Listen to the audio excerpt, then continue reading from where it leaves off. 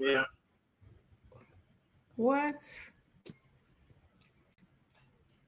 Do I wait for the countdown? Yeah. Oh, okay. Oh, I had a name too, Lunez. I forgot. I didn't send it to you. Damn. I gotta. When I find it, I'll send it to you. Okay. I think it was called Talk Between the Lines. You know how they say read between the lines? Yeah. Talk I between like the that. lines. Oh, you guys are. Yeah. All right, go ahead. Yeah. Let's So take it away. that was the name I came with. All right, guys. It's Liz here with Jepson, Mr. Lunez, and we have a guest speaker, Atiana. And today's topic is money, dating, finances. Would you date someone who makes more or less money than you? Why or why not? See, typically when women think about someone who makes money, it's typically a man wants to make more than the woman. So I guess in our case, would we date someone who makes less money than us? I personally, I would.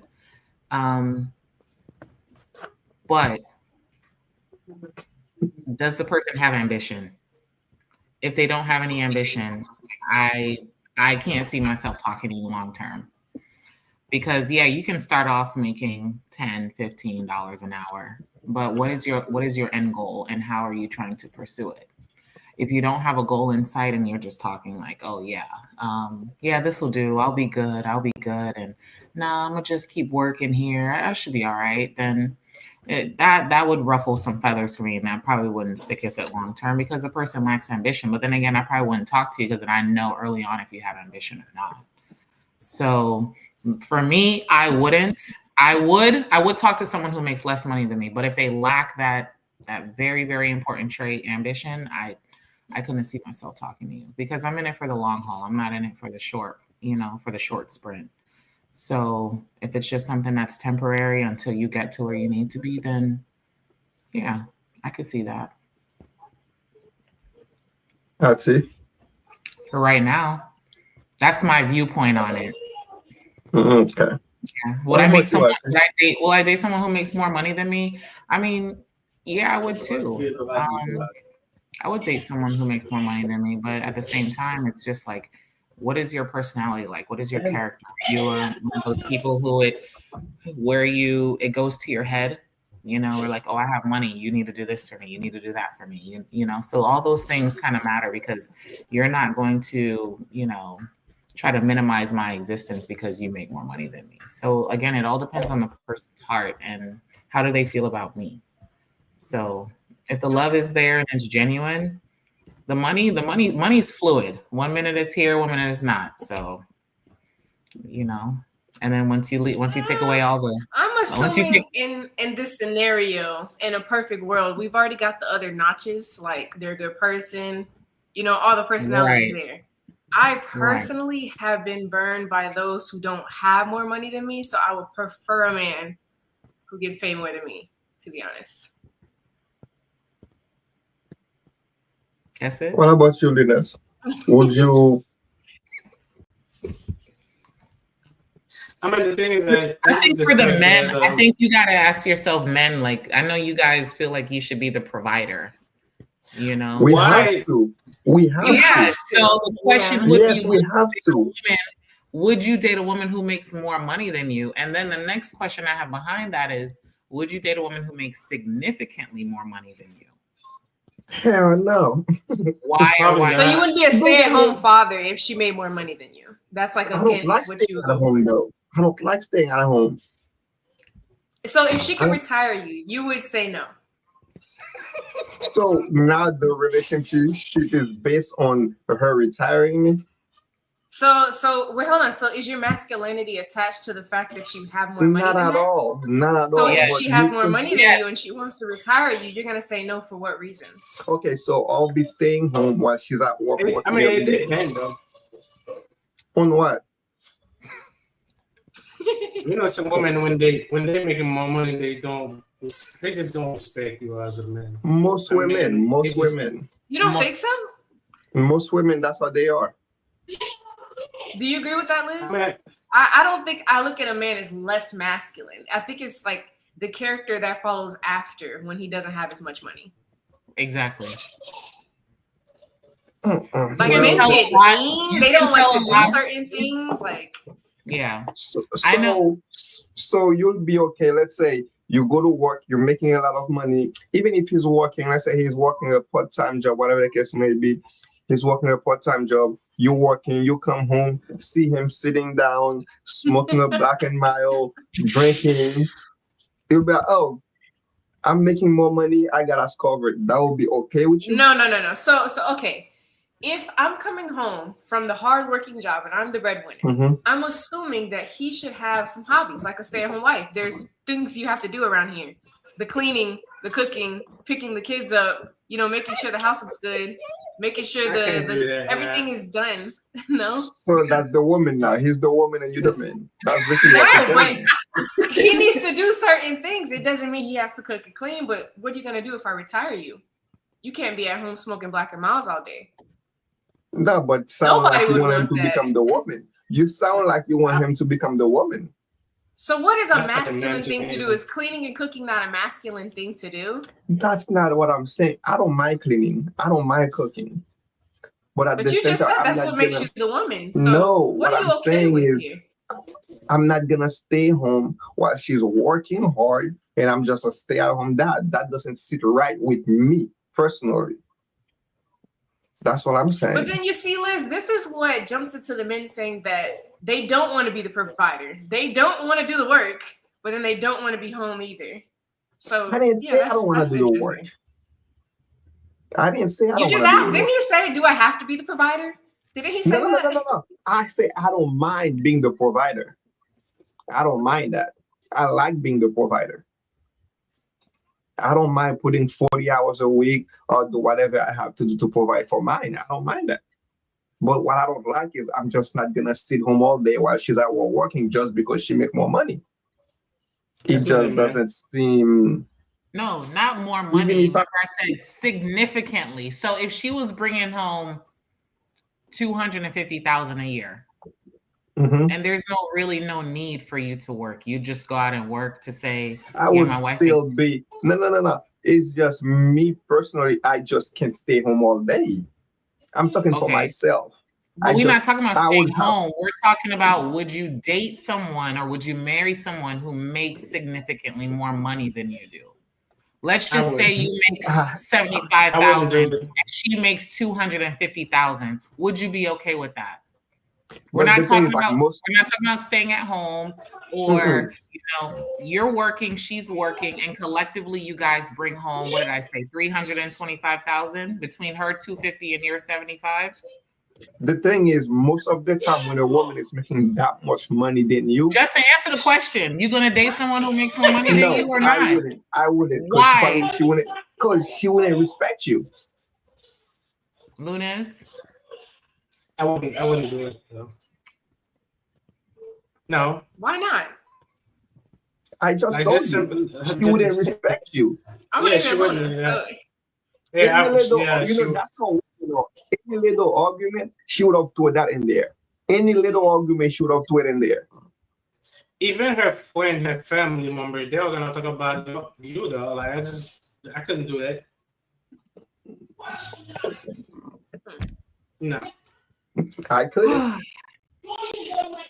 I could. So you guys are doing it solely on the premise of she won't respect you. So their did you masculinity think- is soft. Do you That's think not that what it that is. is? That's not what it is. But do you think It's not. that? Do you think that you guys are attaching her success or her income based off of her as a person or you as a man?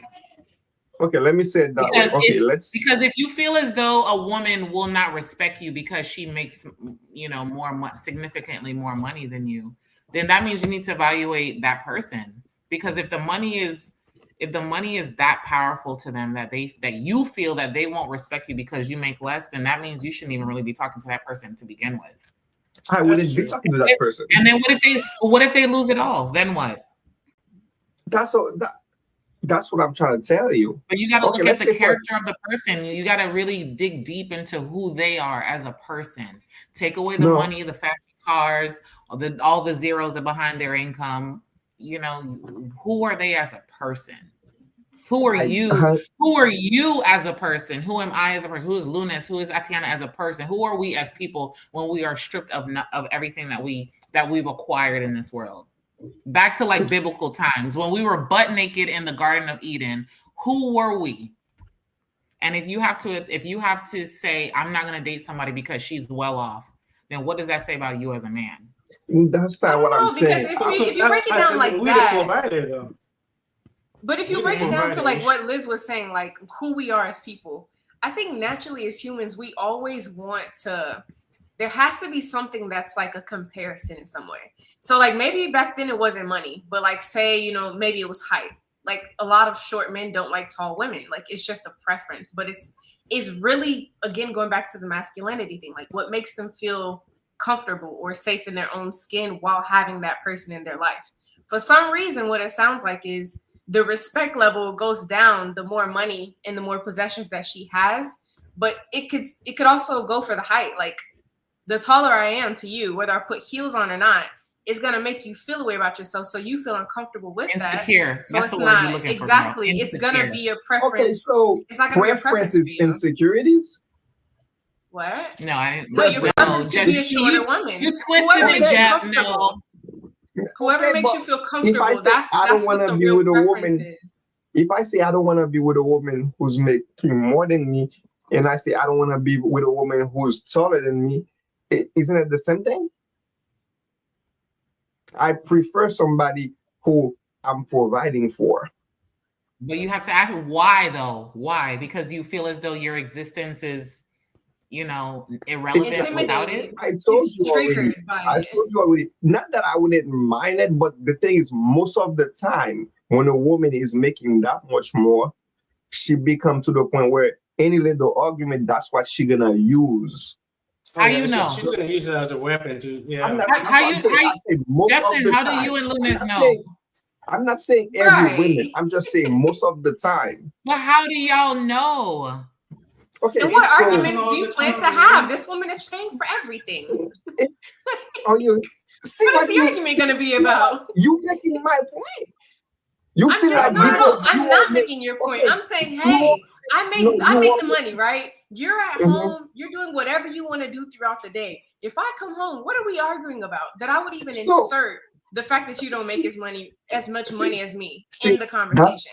That's what I'm saying. You think because you're making more money than me, everything you say go. Like I shouldn't be mad about it. Oh, she's buying everything. She's doing this. She's doing that. I have no reason to be complaining. No, I'm saying what sort of arguments would come out of. Listen, they even say the divorce rate is up so high because everybody's problem is what? Money. So if money is no longer the issue, what issues are we really having in this relationship of me being able to take care of everything and you just being able to have, you know, comfortability? You're now upset because your masculinity feels a little stripped because you're not the provider. So again, it's preference and comfortability for me. So would you date somebody who's making significant less money than you? So I did, and it was terrible. And it was only terrible because, in all honesty, I felt like since they felt a way about it, they tend to treat you a certain way. And I guess now, like looking at it from you guys' perspective, it's all about respect. He didn't feel respected, so he did things to make him feel respected. And it didn't align with what he should have been doing in the relationship. But like you guys do things out of discomfort, and that's where I'm coming from. So did you respect them? Yeah. As a person, yeah. See the way you backed up when you say yes. It's like, oh my God. Yeah, it's like, sure. So because that wasn't part of the that wasn't something. Listen, going into the relationship, I already knew that, right? It wasn't like I was unaware or that changed in the middle of the relationship. Like I already knew this. You were a good person, and that's why I said yes to being your girlfriend. So now the fact that you haven't really, you know, I guess progressed in your career field and you don't have more money, it doesn't mean that I felt less about him or I treated him less of a man. The things that he did eventually led to me treating him that way, but that wasn't my initial feelings towards him. Like that's not the type of person I am. I didn't care about it. But once it started to get brought up, a lot of times it got brought up on his end in the arguments. Like, oh, well, you make more money than me. It wasn't something that I said. So again, it was just a triggering point for him. He was almost intimidated by that. And he didn't like it. So he made it his goal to say something about it. He was uncomfortable. So that's the thing. That's the thing. As a man, automatically we know that once a woman's making more money, automatically we kind of feel some type of way about it. It's not like about like jealousy or stuff like that, but it's just the fact that women, when they're making more money than a man, it's just, I don't know. It just doesn't seem right. It's something I won't be able to do. And even look, let's say for example, even if she were to be making more than me, and we are together, I would be working on something. I would be doing something. I just couldn't stay home. You know what I mean? Like do this. It's just not me. It's not even. Let's put all that to the side. Just me personally being home is not something that I like. But Jeff, where you getting the being home part at? We're just talking right. about makes more. No. Don't think you're gonna stay home. No, your ass gonna get up and go work. But she makes more. Are you okay if she makes significantly more?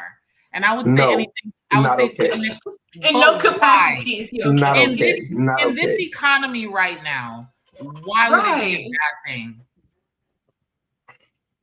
You don't even have to work as hard anymore. Okay. She's got it covered. But it's not okay, but why is it not okay?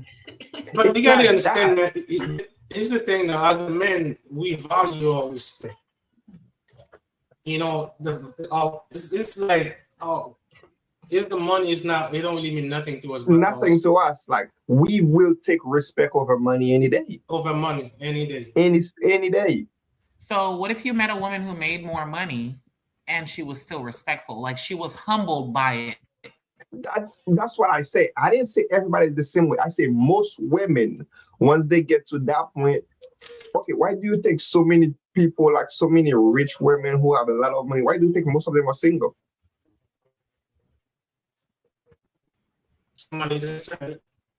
Because they can't find somebody, they want somebody on their level. And usually when they get that person on their level, it's either they feel since they're making that much, not even somebody making less than them, since they feel like, oh, they got their own money, they can act a certain way. They can say a certain things. Hello?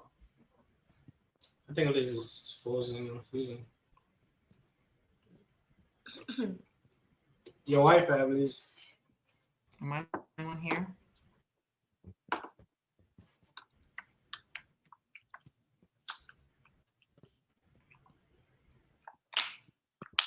You there, Liz?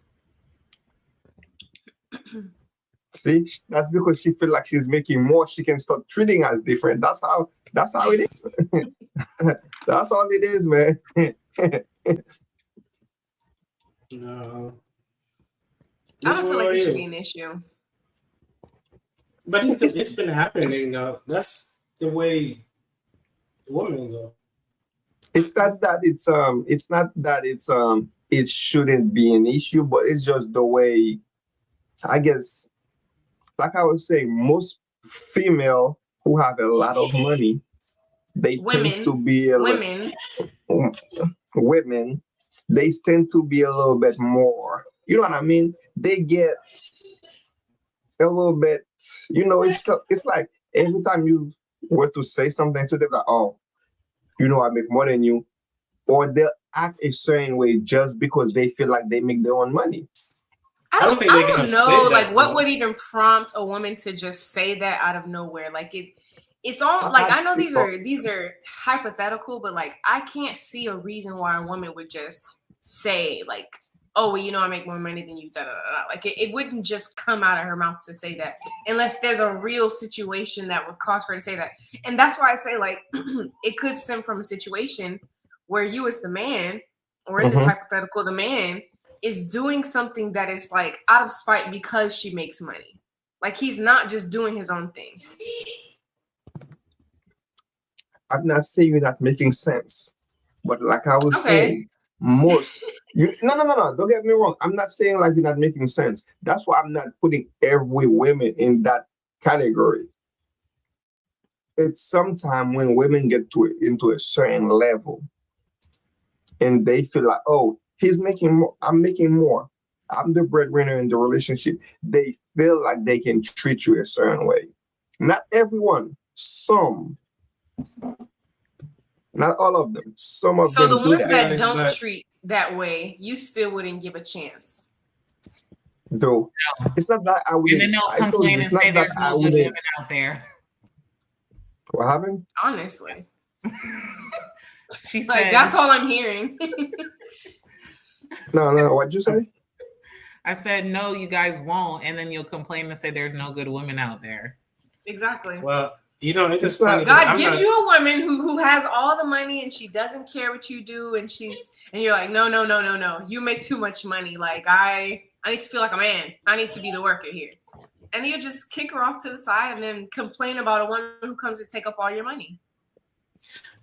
Hey, but you guys understand, like I said earlier, it's just the respect. We value our respect more than the money. So it's just that's a lot more. Don't get me wrong. So do you think that you can't? Do you think that you can't find a woman that makes, you know, a lot of money and still be respectful? It's not gonna be easy. But it's possible. That's what you're saying. It's possible. That's why I did told you that. I said not everybody's like that. But most women are. But you personally would not talk to a respectful because there's a high chance that she's probably respectful.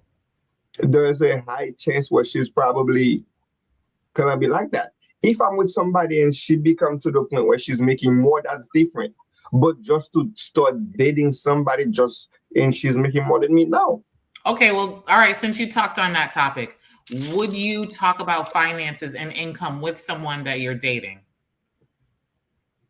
You have to, especially if you're looking to build something with that person. And what if she asks the question first, you answer, and based off of your response, she likes you and she wants to pursue a relationship and go further, and she hears your response and outlook and lies about her income because she wants to be with you. How would you deal with that then? Because let's just say, Jeff, I'm just using you as an example. Me and you meet, and you know, I'm established and I'm making, and we talking about finances. We're talking about, you know, wanting to move forward in the relationship and everything's going good. And I come and I ask you like, oh, how do you feel if a woman makes more or less money? Oh no, I wouldn't talk to a woman who makes more. Oh no, absolutely not. And then you find out, so then I come and I lie to you and I say, oh, I only make $40,000. I would still lie. But let's just say I'm very humble. What if I'm driving like, I don't know, a RAV4, you know, let's just say a 2005 RAV4, Toyota RAV4. I live in a modest, humble home. You couldn't tell, but I'm making, you know, $150,000. And then I hear your response and I tell you, oh yeah, I only make $40,000 a year. But then you find out after, you know, moving forward in the relationship that it was actually almost triple that. How would you take me being dishonest with you because I wanted to be with you, because I heard your viewpoint on a woman can't make too much more money than me because the respect will be out the window? That's still a problem, Liz. You can't start a relationship on a lie. Like, that's still a problem. Why would you lie? We don't really care how much money a woman makes. It's just the woman that cares about that. We don't really care. You could be in the street, like, not making anything. And I could do something with you. But for a woman, this is different.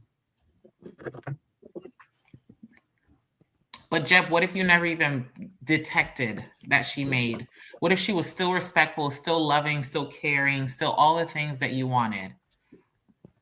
Everything that you've ever looked for in a spouse, but she just made a lot of money. Will you really let a piece of paper dictate your future with someone who has all these great qualities because there's more zeros behind their income on their W-2 or their, you know, their 1099 versus yours?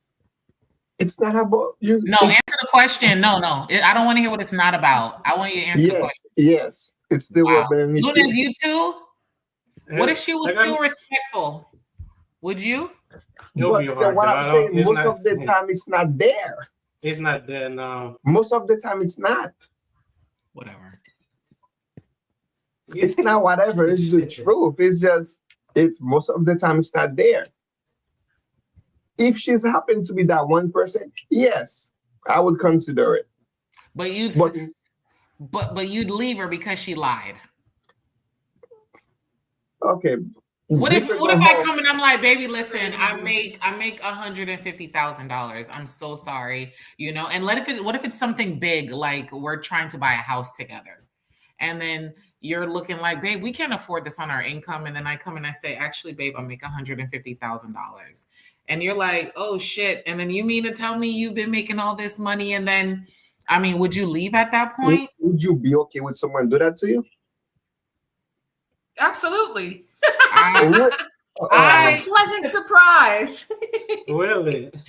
No. If somebody is able to make more than what you thought, absolutely. Remember what we talked about with cheating and how I asked questions just to try to gain understanding?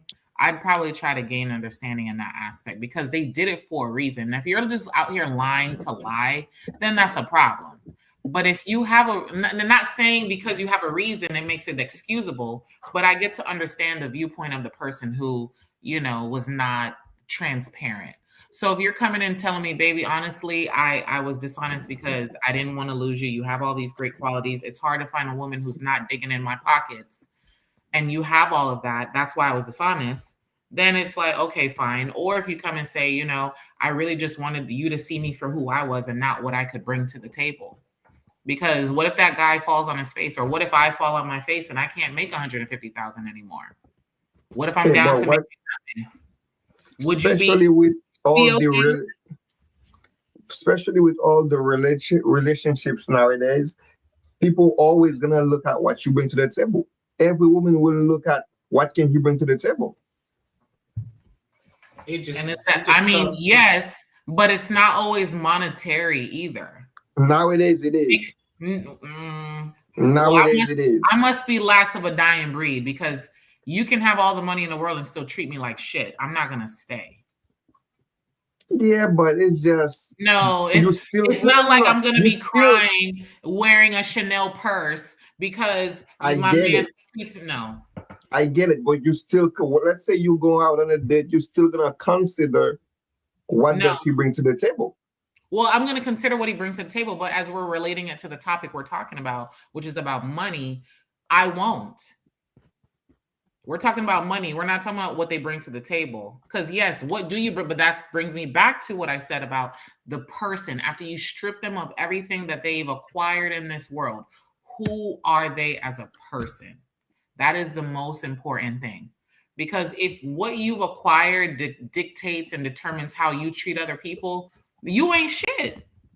Okay, the thing is with a woman, once they get to a certain level, they have a certain amount of money, especially significantly more than you, they do act different. They do treat you different.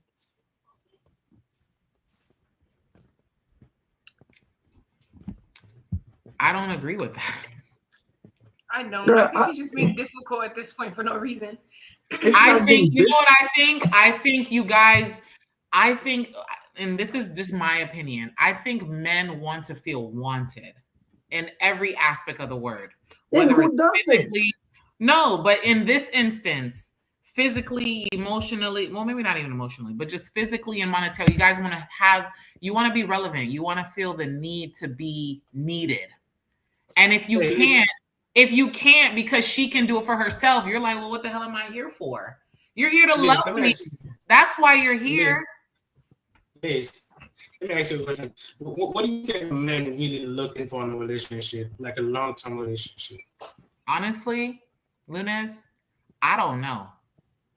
Because once upon a time, I thought they wanted someone who was loyal, someone who was hardworking, someone who was loving and affectionate. But I don't know. I truly don't know. Respect is one of the biggest things for a man in a relationship. Mm-hmm. respect is the number one. I don't care about how much money you're making. You know, that goes both ways too. Women want to feel respect and appreciated too. Now, women care more about love. Hey, babe, you love me, but men. That's it. Men, lovey-dovey. You love me. Yeah, things like that. Tell me I'm pretty. Now, us as a man, respect. I'll take respect over anything. Over anything. If we go out, or you're not gonna embarrass me, or you're gonna, you know what I mean? All those things. You can see that, you know, a lot of times I don't usually go with what Gibson says. That's true. As you can see this time, kind of honest. What you mean? So but if a woman had money and was respectful, would you still entertain that? I told you, yes, but most of the time when you guys all like that, it's not there. Justin, stop. So you said yes. Just leave it as yes. I would consider it. If, okay. And I told you. If they were respectful, right? Lunez, what about you? Would you? I don't know. I might take my chance to see how it goes, but it's funny. Lunez and Justin are never on the same page ever. I'll probably take my chance to see how it goes, but I will probably watch my back. I'm not gonna be like, you know, fully in it, but I'm just gonna be like kind of one foot in, one's out. So let me ask you guys this. I know something's gonna happen. So what if you're dating someone, right? And they do something that you may not like, totally unrelated to money.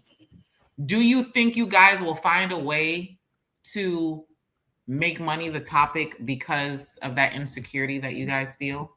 For example, you guys live together and you come home from work and she comes in after you and says, babe, you know, there's dishes in the sink, you know, do you mind washing them? Because you got home first.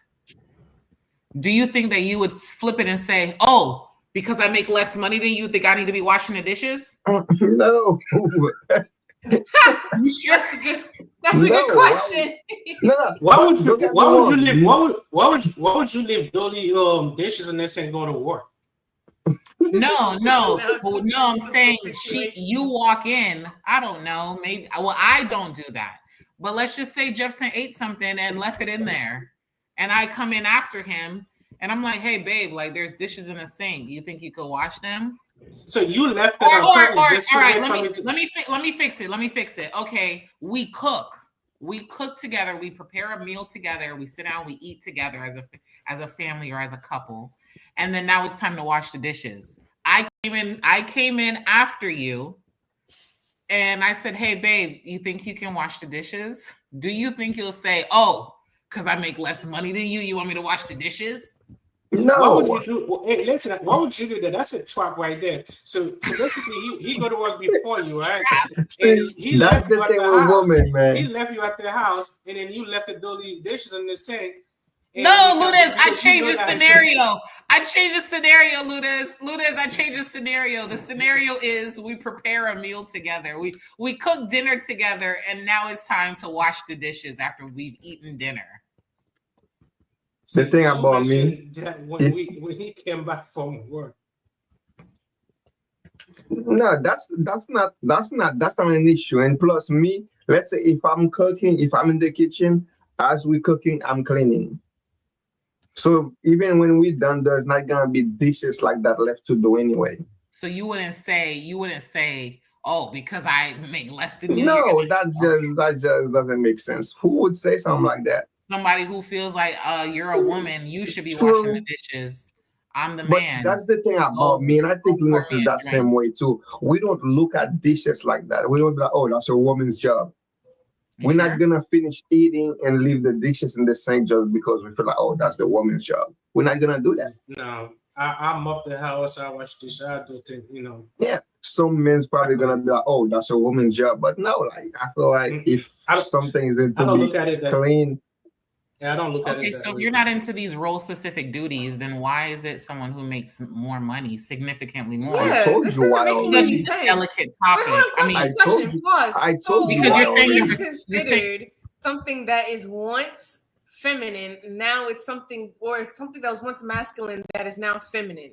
When we went back in the beginning of the conversation and said, hey, I'm going to make more money than you when I come home to you being on the couch or whatever, and you were like, okay, well, I don't want to be the woman all day. What does that even mean then? No, If no, you no, don't no. have any Because the gender way you roles in said any of it these is, chores around the house, then why the did way it you become so said it feminine is, in that the way conversation? the way you said it was, it's like that's become my duty every single day. I'm gonna You wake up, don't clean, work take Steve to anymore. school. You're What you mean? retired. I don't see what I'm saying. That's that mentality I don't like. It's like about I'm retired. I'm supposed to stay home, So do this, do again, this, so do that. if she is now the breadwinner, I guess that's now she's in the more masculine than you are. Are you not gonna be the person who's gonna be cooking See, and that's cleaning the around the thing. house? You can't tell me that the woman become more masculine than I am. That doesn't work. No. That doesn't work. I'll admit. What makes her more masculine? That's my question. What is making her more masculine? The money? The money is attached to masculinity? No. That you said it. You said when the woman become more masculine. That's what you said. No, because this is your mindset. Let me break down. Masculine. Let me break down that whole masculine thing. So what I know is that the more roles a woman takes on, the more masculine she becomes. So if she is taking out the trash, cutting the grass, rearing the children, paying all the bills, she exudes more of that masculine energy because she's doing all of those tasks on her own. Not because of the money part, but just even look at, okay, for example, I mean, totally unrelated, but look at single mothers. Why do you think that they are so strong? The word strong. And because why do you think they are playing both roles now? So it's almost like they have to be the authoritarian. They have to be the authoritarian. What did you say, Jackson? Luna said it. What did Luna say? What did he say? He said, "Why do you think they're single? Why do you think she's single? They're single? Because they become so strong. Because they can handle everything. I think the more roles a person takes on, especially when it's depending on whatever role that they're, whatever role they're doing at the moment, the more they do it, the more they become more masculine or more feminine. Like they become more soft or they become more hard. So it's like, for example, a man in the house. If he's in the house all the time, he's going to exude more of that feminine energy because he's not being the authoritarian. He's not being the disciplinarian. He's nurturing the home, preparing meals. And, meanwhile, the wife's at work, calling all these shots, giving, delegating tasks to this person, that person, that person. So it's almost like she has more of that authoritative role. And then when she comes home, she might still carry that authoritarian role home, and then it becomes more masculine and the man's, more timid, more feminine. But then again, back to biblical times, the woman was to take care of the home and the children and prepare the house, and the man was to go out and work and be a provider. But now as the world has evolved into what it is, roles are intermingling, roles are flipping, and it's just one of those things like, hey, what are you okay with? I think a woman can make a lot of money and still be respectful. It's how she views you as a person. And still be a woman. Okay, but what about this? What if she didn't start off making more money than you? I told you, if, let's say we're together, she didn't start off making more money, and I know she respects me, I know she loves me, and then she get to that point, that's not an issue. I told you, I'm not going to talk to somebody, go out of my way, talk to somebody who's already up there. I'm just not going to do it. Why though? Why can't you build together with them? She's done building. How do you know that? What's there to build? You can build bigger and better. I mean, why you can't build bigger and better just because they have something already? You can't build bigger and better? But most women don't want that. Most women want something. Answer the question. I just don't want to. You can't build with someone. You can't build with someone. I can build with someone, but I can't build with somebody who's already who's done building. Well, who's to say they're done building? Why do they knock down? Why do people create and add additions to their house? Because they were not done building. Their life changed, it evolved, and then they did an addition, or they renovate. You don't leave your house. Remember, we talked about cheating and how the foundation and all this other stuff. Like now you have this home and you want to build because they've already have the house. You can't get another house. You can't make the house that's already there bigger or better. You can't renovate it. You can't do an addition because they already have the home. That's what you're saying. Yeah, and then she's gonna be like, "That's my house. Get out." But how can she sit there and say that's your house if you guys build it together? She started the house, so she started it, but just because she helped you get it, or just because she had it before, you're helping to make it better. Please, what I want you guys to understand is most of the time, that's why I say there's a big percentage of women, once they already making that much money, they just don't have that level of respect a man would want. Where are your references on this? That's just what it is. The internet. He's getting this stuff off the internet. It's not this isn't real life at all. People don't actually act like that. Women don't act like that. They don't. Okay, and honestly, what pushed women into these roles to begin with was the war. Obviously, when they drafted those men out and those women were left in those homes alone, they had to take on the men jobs. So eventually that became something that came into effect. But women don't actually just put men down because they make more money, unless there is something that prompts them to do such. Why do you think so many women who have money are single? Because men don't respect themselves enough to maintain the relationship and still be a man. Trust me, it's not about the men. It's really not. You sure? You just said that you wouldn't talk to someone who makes You just said it makes you feel soft. It doesn't make you feel like the relationship, because it's not gonna be good for the relationship long term. It's just not. That's why you see so many women who's already making that much money. They ended up being single. And to be honest with you, the same might go for the men too. Because sometimes why do you take so many of those men who have so much money? When the money becomes too much in a way, it's just there is like no, how do I say it? It's like the person feel like there is nothing that can stop them. They don't respect nothing. So let me ask you this: what about men who make more money and treat the women like you need to be doing that? What you mean, what you mean by that? The respect isn't there. The man makes more money, and the respect for the woman is not there. And I would suggest that woman to leave. Yeah. So you think I would? Okay, let's say for example, the man is making a lot more money, and let's say she's a stay-at-home mom or whatever the case may be, and every time he come home, he's disrespecting her, treating her bad. I would suggest she leave. And especially if he wasn't like that, because the thing about money, it changes you. It changes y'all. No. It doesn't. When I say you, it changes most people.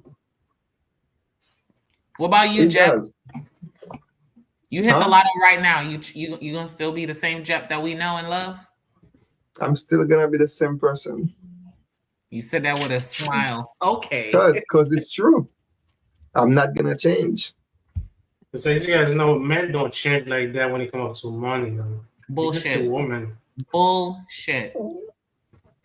Yeah. It's men, we don't. Let me tell you something. If you guys, I don't want to say, and it's not like if, I don't wish that for you guys, but God forbid something happens and you guys make significantly less or nothing at all. You guys will be angry yet humbled at the same time, especially if you have a woman behind you. Like, baby, we'll figure it out. We're gonna make do with what we have. But you guys, you as a man wanting to be the provider, it would affect you. It would. So it's like you guys want someone who makes less, will respect you, but God forbid you lose it all. She may not respect you either. So it's like you're toying with the possibility of a what if, because if you lose it all, I mean, will that person still be there for you? What if you had to go pick up a job as a farmer? Mm-hmm. Do you think she'd respect you still because you're not making what you used to? I don't think so. She won't respect you. I don't think so. Why? Because of the money, right? It's not just about the money. It's just the way, I don't know. It's just the way you guys are. Sometimes it's just, I hate how you guys, just like we value respect, I feel like most women value the money more, especially nowadays. Maybe you're not like that, but nowadays most women, they value the money more. Do you know why? I don't know. Oh, why? You ain't got no. Maybe you want a provider. You ain't got no studies. I mean, you just said you want to be a provider. No, for women, and this is something that I actually read up on. For women, money provides stability, and for women. Yeah, that's what women want: stability. Okay, how much money do you, especially in the days that we're living, how much money do you have to make to be stable? Shit, I don't know. It depends on how you're living and where. It's all about location. Where are you living? How are you living? And that's what's important. Where are you living and how are you wanting to live? Are you okay with living in an efficiency built off of someone's house, with your partner? Are you willing to be uncomfortable for 5 years to be comfortable, for the rest of your life? Or do you want the 3-bedroom house with, the picket fence and the dog in the backyard, or, with all the, expensive cars? It all depends. It's like, and that's why I tell you, it always goes back to the person you're with. So Tatiana, what do you say about that? Why you say quiet the whole time? What do you say? Who, me or Jep? No, Tatiana. Oh. You asked me what was I gonna say? No, he said, "Why were you quiet? Why are you quiet? What do you have to say about that?" I just feel like, I guess I keep saying the same thing. I feel like based off of your responses, I think that you guys feel like your masculinity is threatened if she is the provider in the relationship. And the respect thing is just something I hear, but I just don't necessarily feel that women, even 90% of women, would mistreat you just because she makes more money than you. I think based off of how a man acts is the way that a woman will follow and treat him.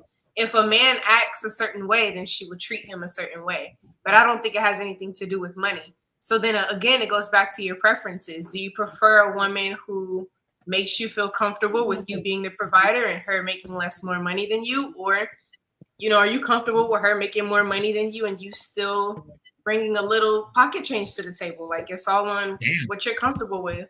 See what I'm saying? You say pocket change, it's like, God, yeah, I'm not. That doesn't help the pocket point. change. I'm but like, still, like, say if this woman is making 6 figures and you're just not there yet. To her, that's what it may come to the table as. But still, so she's not treating you that way.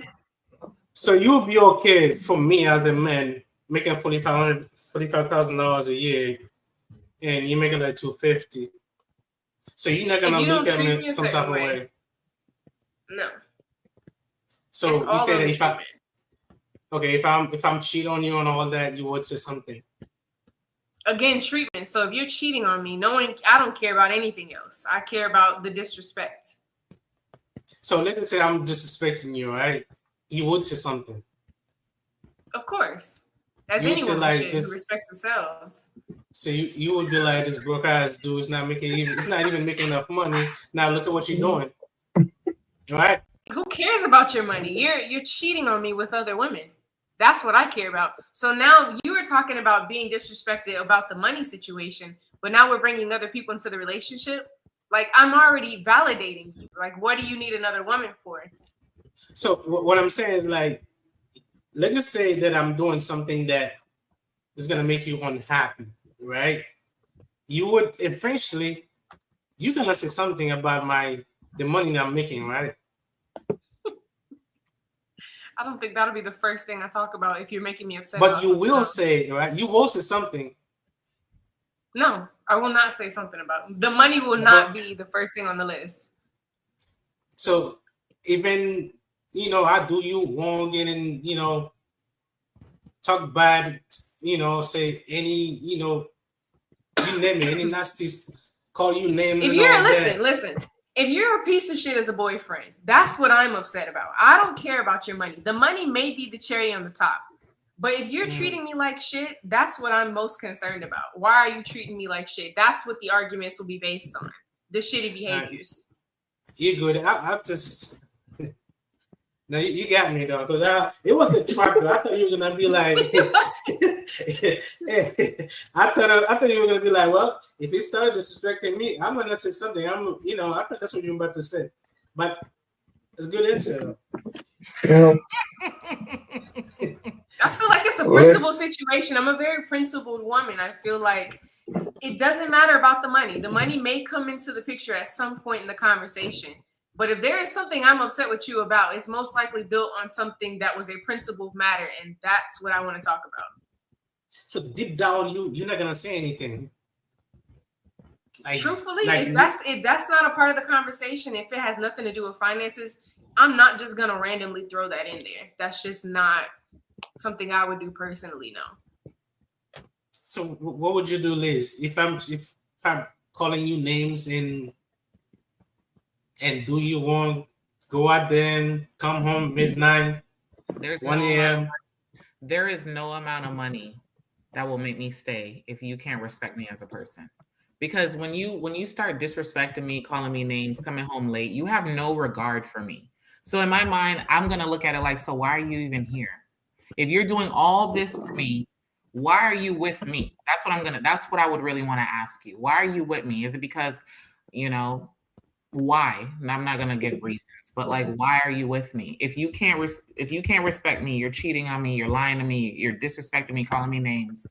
Worse off if there's children involved and they're witnessing all of this. It has less to do about the money and more about why are you treating me that way? Is it because you feel inferior and you belittling me makes you feel more of a man? Then you have to kind of look into yourself. But I always say this, there is no amount of money worth your happiness. I've said that for a long time now, for maybe 20 years now, I've been saying it because it's true. Look at all these famous musicians and artists out there right now. They're over here shooting up dope, snorting cocaine. Why?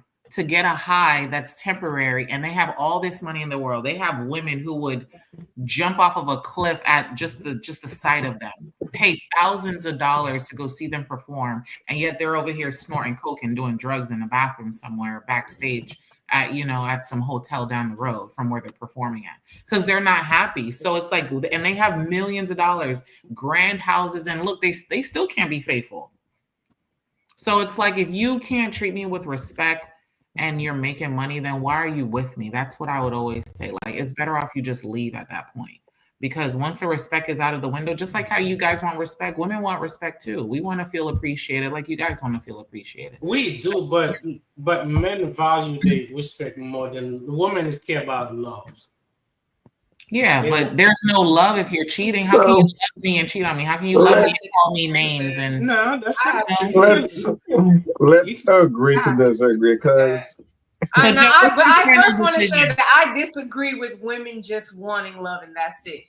Love only lasts for so long, to be honest. Respect is what's going to determine whether or not you cheat on me, whether or not you're going to backstab me in some other way when it comes to finances. Like, respect goes longer in a further way than love does in my head. That is true. Yeah. Because you lose all the money, and then what do you have at the end? Then what? Yeah. Because if the money went out the door with the respect, when you lose the money, the respect ain't there either. At least if you lost the money, the respect will still be there. So. But I'm pretty sure you guys have heard like a lot of stories about a man that he had money at some point and become broke. They had no money, and the woman just walked away because of it. But men won't do that. You don't think so? They'll probably cheat instead. They'll cheat and stay. I think that then that starts the conversation of, so do men well, I know you're comfortable. These two are comfortable with being the providers, but are you okay with a woman solely depending on you for finances with no job? I wouldn't mind that. As long as I can handle everything on my own, that's fine with me. Take care of my kids. Now, how would you feel about her? Would you respect her? Do you feel like you would be loyal to a woman who you have complete control over her life because you are controlling all of her finances? That's men. That's a man's job. You're supposed, as a man, you're supposed to provide for your family. That's a man. Like, will you still find her interesting? Will you still feel that she is like someone that is a fresh partner to you? Like, she's buying stuff with your money to give to you, to feed you, to do everything, but you know it's all on your back. My money is her money. You still have respect for her. That's our money. It's not like it's not my money. That's it's our money. Okay, remember, we married. This isn't marriage. This is not marriage because we didn't discuss marriage. This is just a basic. Oh, it has to. It has to be marriage. Let's say if I was single, I wouldn't be dating to be just to be dating. I would be dating to be married. I will be looking at it long term.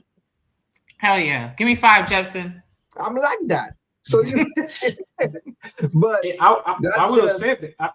I would say that though. Like for me, when I come home from work, once I open that door, man, I have to. You gotta be looking 60, and you got if you stay at home mom, when I'm coming home, I know every check you can do whatever you want as long as you're managing it, the right way. You're doing your nails, you're looking good. I don't care what you're spending it because at the end of the day, I'm not working for me. I'm working to provide for my family. Exactly. Yep. That's just what it is. Yep.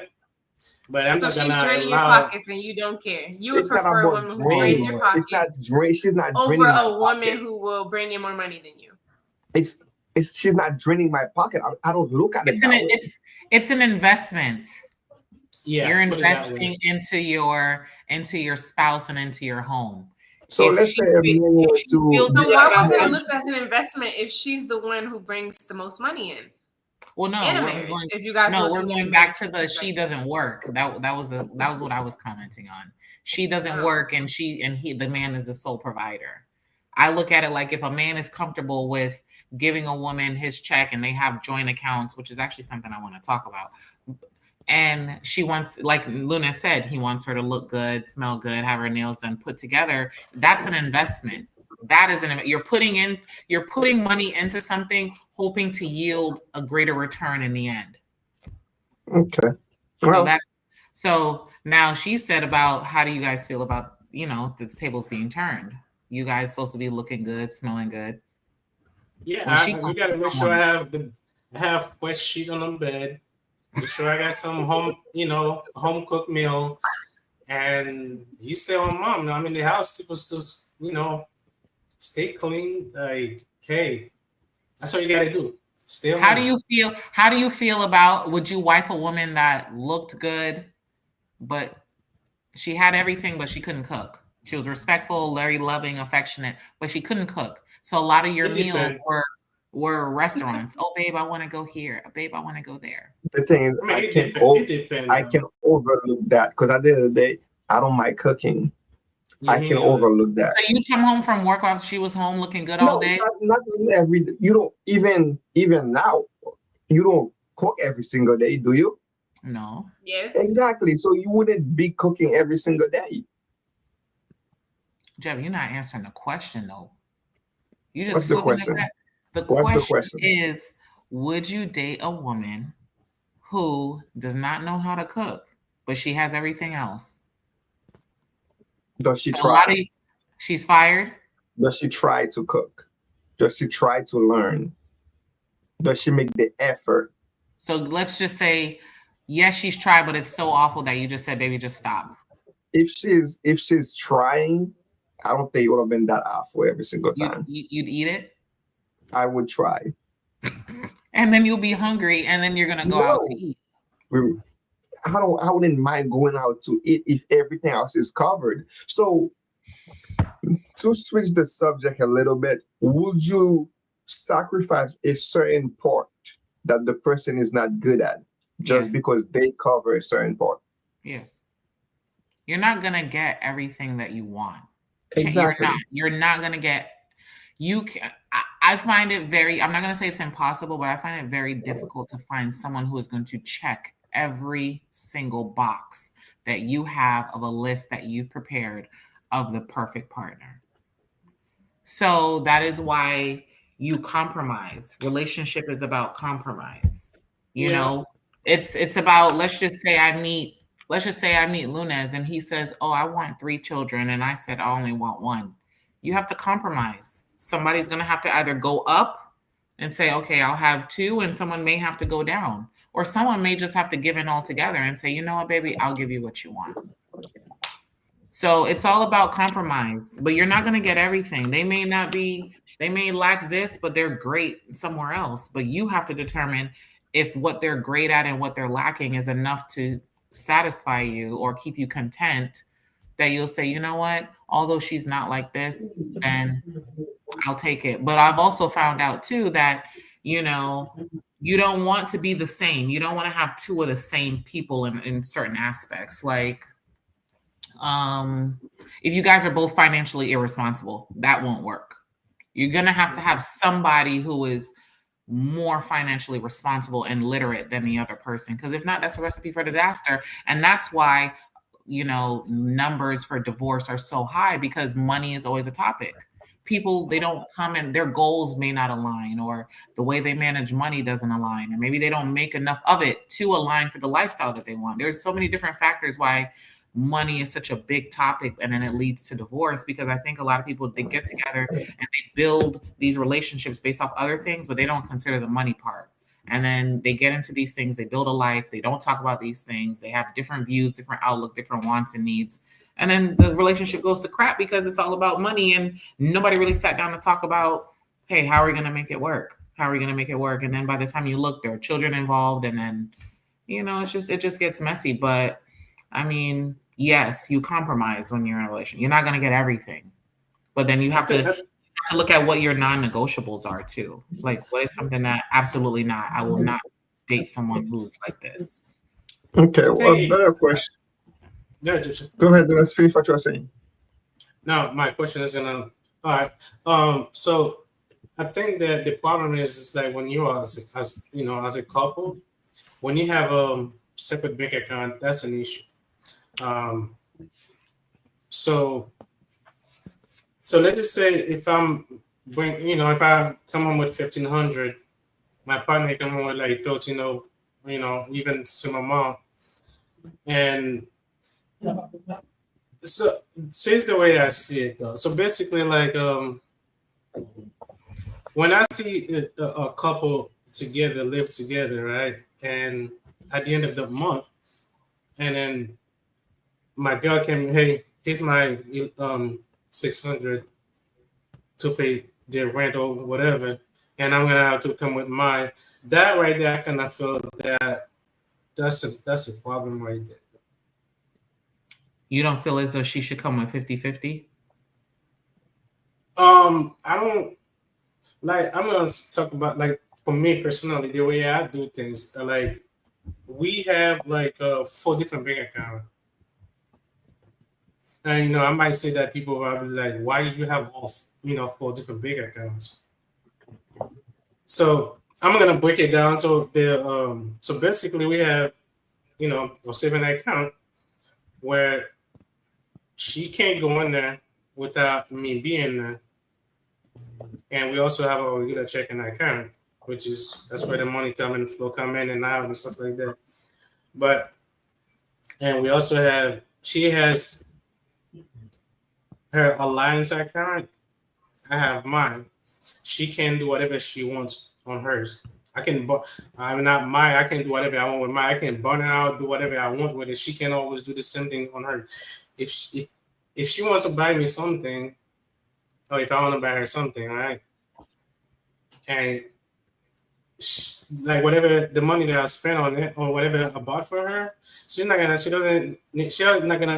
how much I pull out and to buy whatever I'm getting for her. This is the same way. If she want to get me something, that if she go to the checking account from, I'm gonna see what happened, how much you pull out, how much you So spend. she can go to the saving to buy you a gift.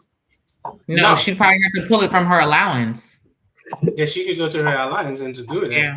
But not like on the, Question, Lunas. You said you have an account where she can't touch it without your okay. Is that the same way? Is that the same for you, where you can't touch it without her okay? It's the same way for both of us. You have to have a sit down and talk about it. Why we're doing it. Mm-hmm. And just like a checking account, that's where we get, grocery and all, things that essential stuff. That's your primary, yeah. That's their primary, yeah. And our alliance account, she can do whatever she wants, and I can do whatever I want. So doing it like that, to me, it's a really cool thing. I wish that a lot of couples would do the same way. I'm not gonna tell people to do that, but I think it would work out perfectly for anybody that would. I agree. I agree. Because to me, I feel like at the end of this month, like, hey, here's my 600. Hey, I kind of feel like it's kind of like a roommate, like two people that got together and like roommates. Yeah. I got my half. Do you have your half? Do you have your half? Yeah, that's how I see it. But no, it makes sense. I know. Here's the next question. When you guys, not you guys, but when do you think it is? Do you think marriage is a time to create joint bank accounts, or do you think a joint bank account should have already been established prior to getting married? You go first, Auntie. Let Auntie go first. Go ahead, girl. I can't hear you. First, I want to say that compromise can be a slippery slope, but I think after hearing everybody, we're mainly talking about marriage. So at that point, I think you've already probably done a bunch of compromising. But I see it as just like a yin and yang situation, not as necessarily like, let me compromise something and you compromise something. It's if we're coming together, especially if we're coming together in union for marriage, there should be something that you're really good at and I'm really good at, but together it creates like a nice like teamwork sort of situation. But in terms of the finances, like I'm not looking to split anything until our names are together on paper.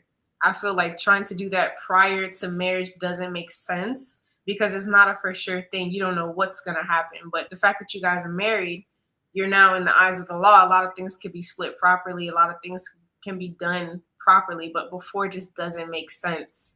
But I think like for compromising, like, or even the yin and yang situation, like going back to like the dishes, like if I cook, you clean. If you clean, I cook. Like there should be something that you just like, or I just prefer to do, but it's together. It's not something I would want to force somebody to do. Like if they don't like either, then obviously I don't want to be with them. But if they prefer cleaning, I could definitely do all the cooking. Compromise. Yeah. I'd say meeting in the middle. I think compromise for me is a tricky situation. It's a slippery slope. It's a slippery slope. Because not everybody like to compromise too much. Because the thing is, like, sometimes when you start doing, okay, yeah, let's do it that way. Yeah, let's do it that way. And then now you sacrificing yourself. Exactly. Just to make the other person happy. That's where you talk about your non-negotiables. I know people what are the principles? And if you realize that you are compromising more than the other person, and that tells you that the other person probably ain't compromising as much. Okay, because let's say you've been with somebody for about 15, 20 years, right? Because we are going to change. It's not going to be the same way when we're together like a year, 2 years. 15 things going to change. You might find yourself doing things just to make that person happy. Mm-hmm. Would you still be willing and to just bend for them? Like if you're used to bending, that person is also gonna be used to you bending as well. Yeah. So it's just like like she's saying, the non-negotiables, like you have to have boundaries or else it becomes a sticky situation of basically sacrificing yourself. But like I don't know. Like I don't think I'm willing to bend as much because then I'll catch myself doing that for years to come. Yeah, I don't think it's a good idea. Just technically, you're gonna forget yourself just to make somebody else happy. as good as it is to do to compromise, you don't always want to do that because it might become an issue later on.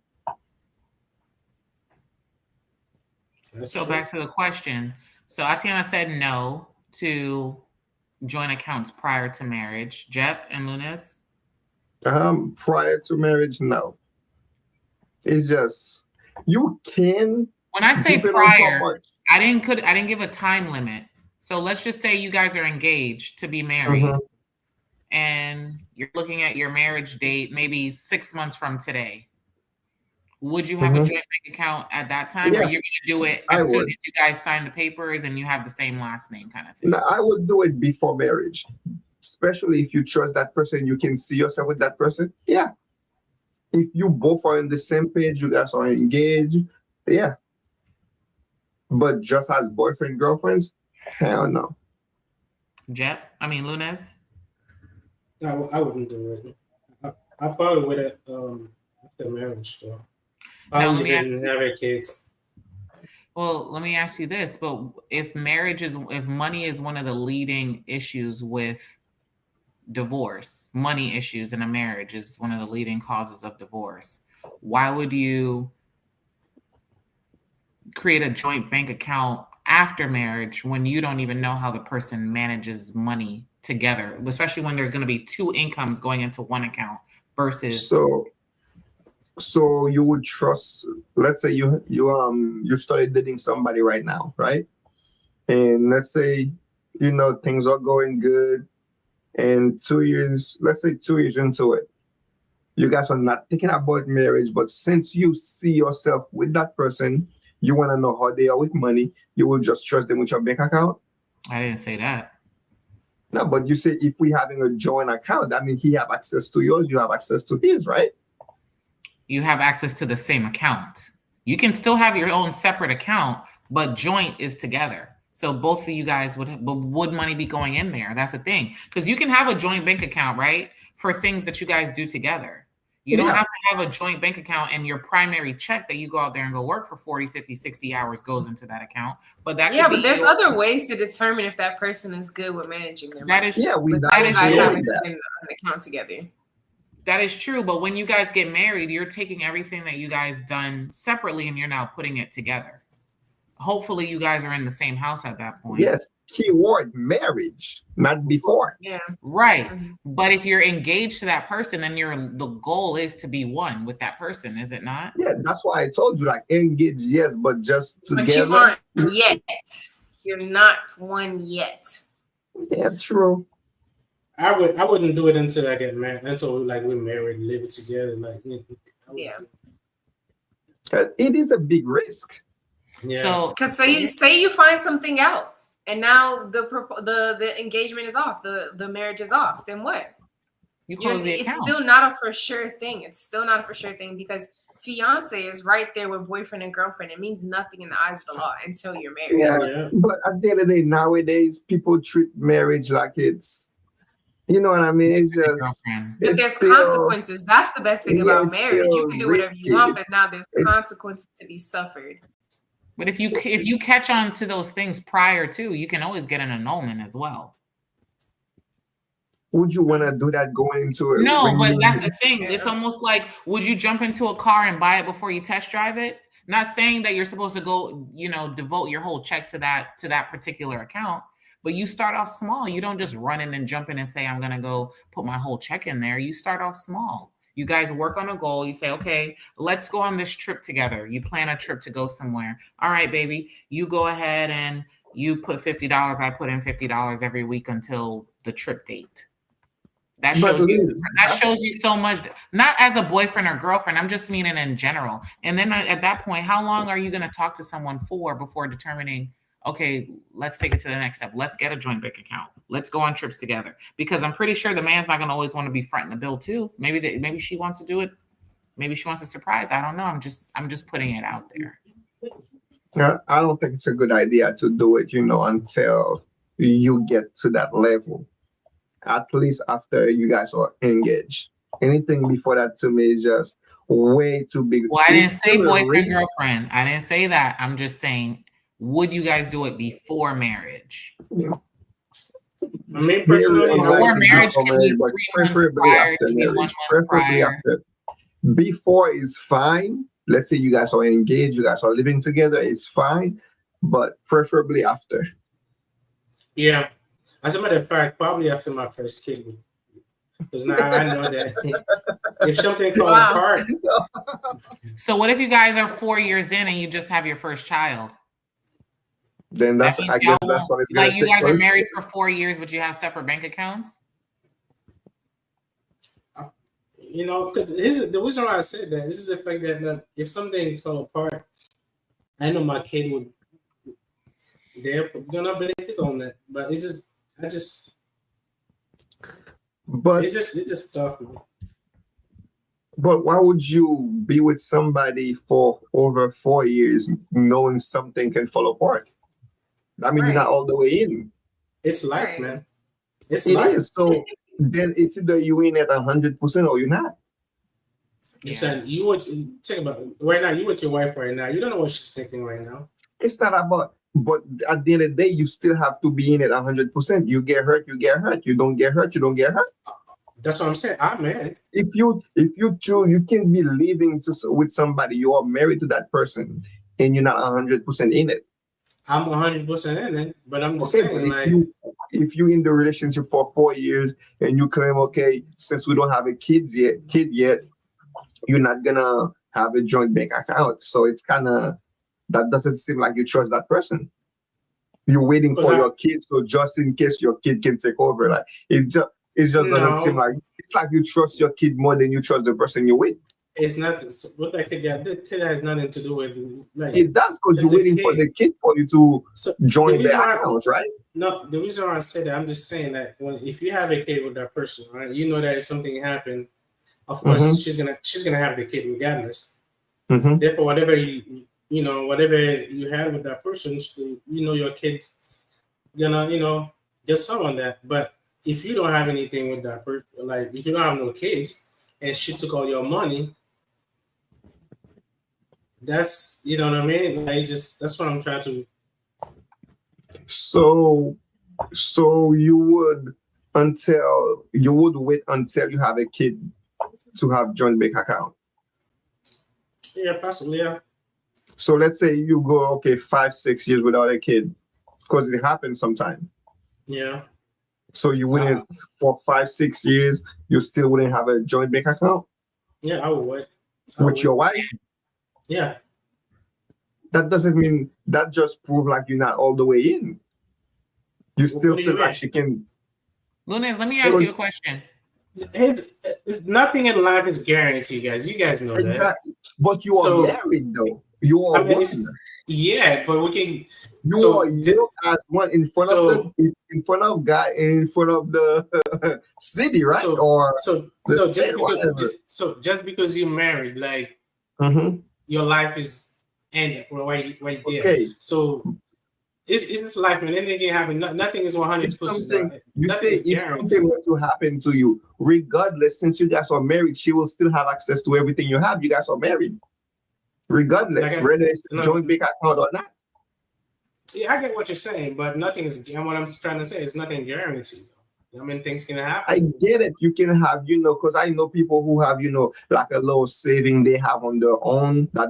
Most men do have a little saving on their own, where their emergency funds. Like saving? Yeah, like emergency fund. Like they have a little saving. Like their wife doesn't know about it. It's like it's there for an emergency. Women typically have it too. Yeah, mostly women have something like that. But you can tell me for 4 or 5 years you have yours, she have hers, until you guys have a kid. Yeah, that's it's like you're waiting for the kid for you to be like, oh, you know what? I'm fully in it. Because you gotta understand that once you have a kid, man, that's when things really bump. Without having a kid in the family. Okay, so what happened when the kids grow up and leave the house? Is just you and her, back to you and her? That's something different. Now, different before you have a kid with somebody. Once you have a kid, there's nothing can break that apart. Regardless, the kid ended up go out on their own, whatever. You still have you still gonna have a relationship with their mom regardless. Even though you don't talk to the mom anymore because of the kids, you still technically family. Because the kid is play a big role, though, regardless, how you looked at it. Because right now, let's just say, like, for me right now, if I'm no longer with my wife because of my kids, my mom, my family is still kind of, they still can talk to my wife because of that. But if I don't have a kid with her, she can go on her own, like do her own thing out there. I mean, my family doesn't need to know anything about what she does. But once you have a kids involved, that's like things really, really, serious though. It's just nothing can break that. Even though you don't talk with that person anymore, because you have a kid with that person, it's just really something, that's what I'm saying. And when you have a kid with somebody, it's just something different. I don't think you should wait till you have a kid to feel that way. You should already feel that way, especially if you choose to marry that person. What do you say? What do you think, Afi? It sounds like he doesn't trust women like at all. That's what it sounds like.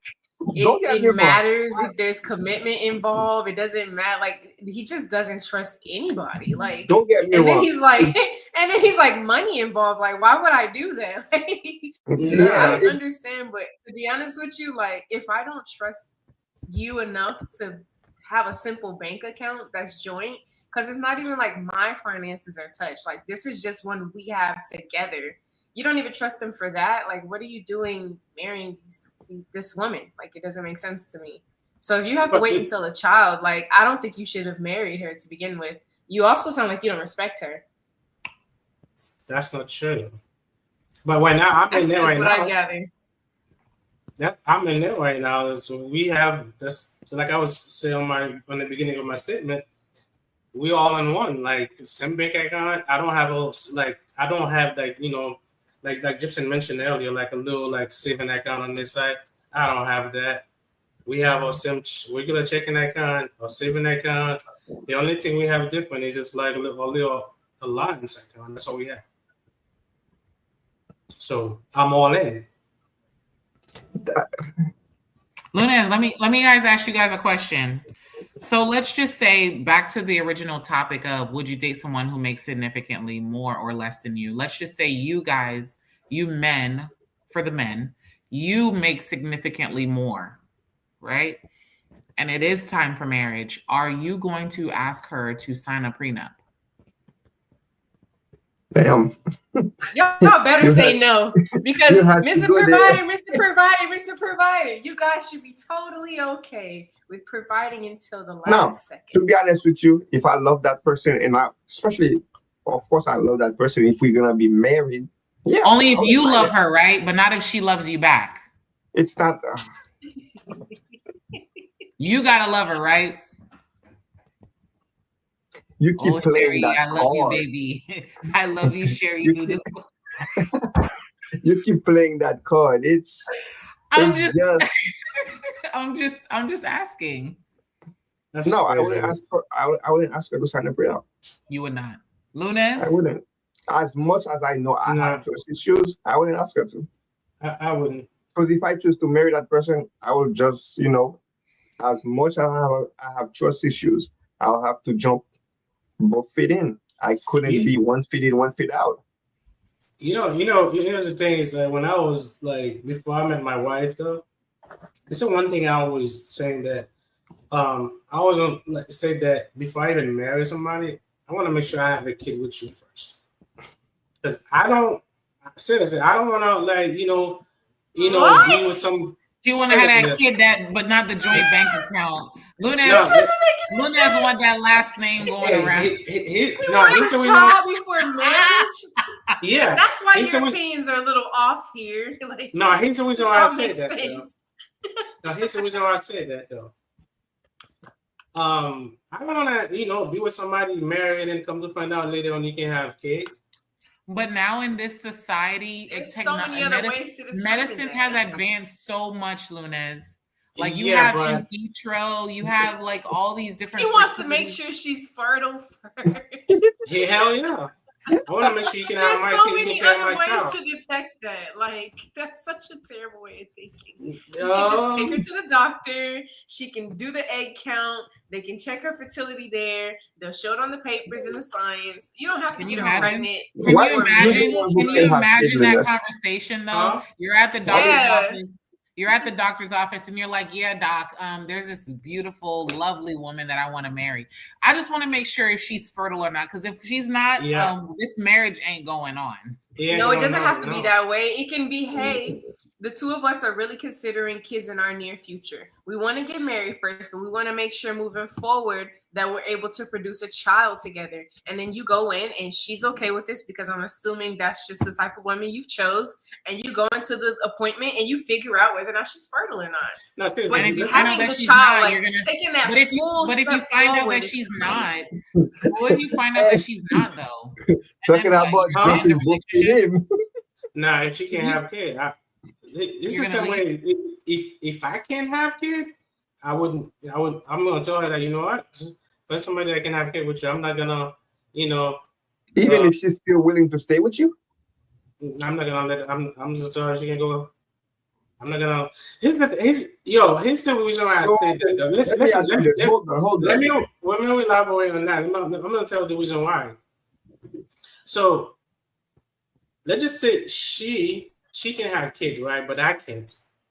And in her family, expecting, like, especially for mom, they're gonna expect, hey, I'm gonna have a grandchild, by such and such. And in me, I'm right here on the headway, prevent her from having a kid. And I'm not gonna be doing that. I'm gonna be like, hey, for somebody that can get you can have kids with. Linus, that's one thing you said the last time we were on here. I don't like when you guys keep bringing back up the family, like what her mom will say, what her dad will say. At the end of the day, it's the two of you.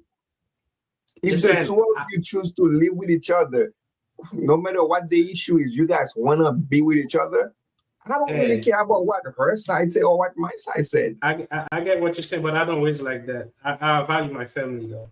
So let's say they want to choose for you who you should be with. You'll be okay with that? That's different. Okay, what if everybody you bring they're like, that's different. I don't like her. So, I don't want her. So let's just say that Liz, I'm with Liz right now. Like, just because of me, I can't have kid, and then Liz's parents, they expecting, Liz gonna have a baby eventually. You're gonna have kids. An heir. An heir is what they call an heir. Exactly. So because of me, I'm prevent that from happening. And I'm gonna be like, hey, Liz, it was good to make sure somewhere, but I know you. So you are with her, you love her, she loves you. Basically, you're gonna take. Okay, you can't have kids. Either she wanna be with you or not. You'll make all the decision yourself. It's all up to you. You don't care about what she have to say in it. No, that's gonna be a conversation. We're gonna sit down and talk about it. But are you already checking out though? Are you already checking out of the relationship because of that? Of course. Yes, I mean, okay, so if you find out that you can't produce children, does that mean you're going to talk to a woman who has children already, or you're just going to be single because you can't have kids? I mean, there's women out there that don't want to have kids. Okay, but that's not. What would you do? Right. Would you go be with a woman who has children, or would you just be single because you can't? Because if you're willing to leave a person because you can't have children, then why are you going to get into a relationship with someone who doesn't have kids? Like I said before, we started on top of that, I'm okay with that.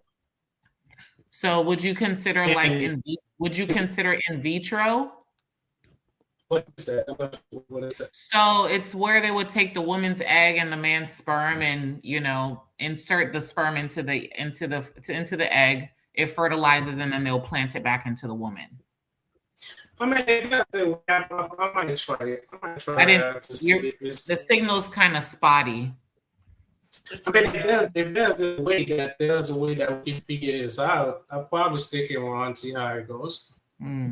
But I would, because a lot of people you know, are in like there's I don't know what's going on, but there's a lot of infertility. The infertility rates are high, and in vitro is an option, and a lot of people go that route, but it is very expensive too. So just like my supervisor, he has kids. I think he has like 4 kids, right?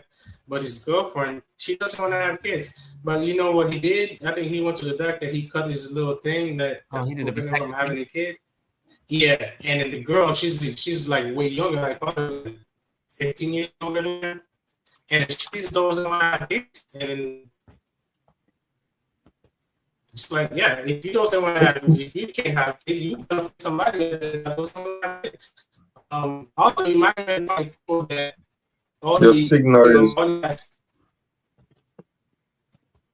Your signal is really bad, Linus. And I think it's my end.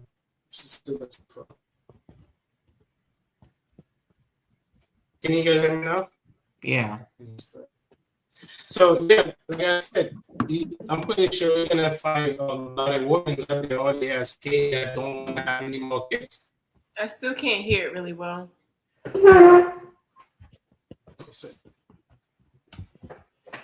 Linus, Yeah. your signal is really bad.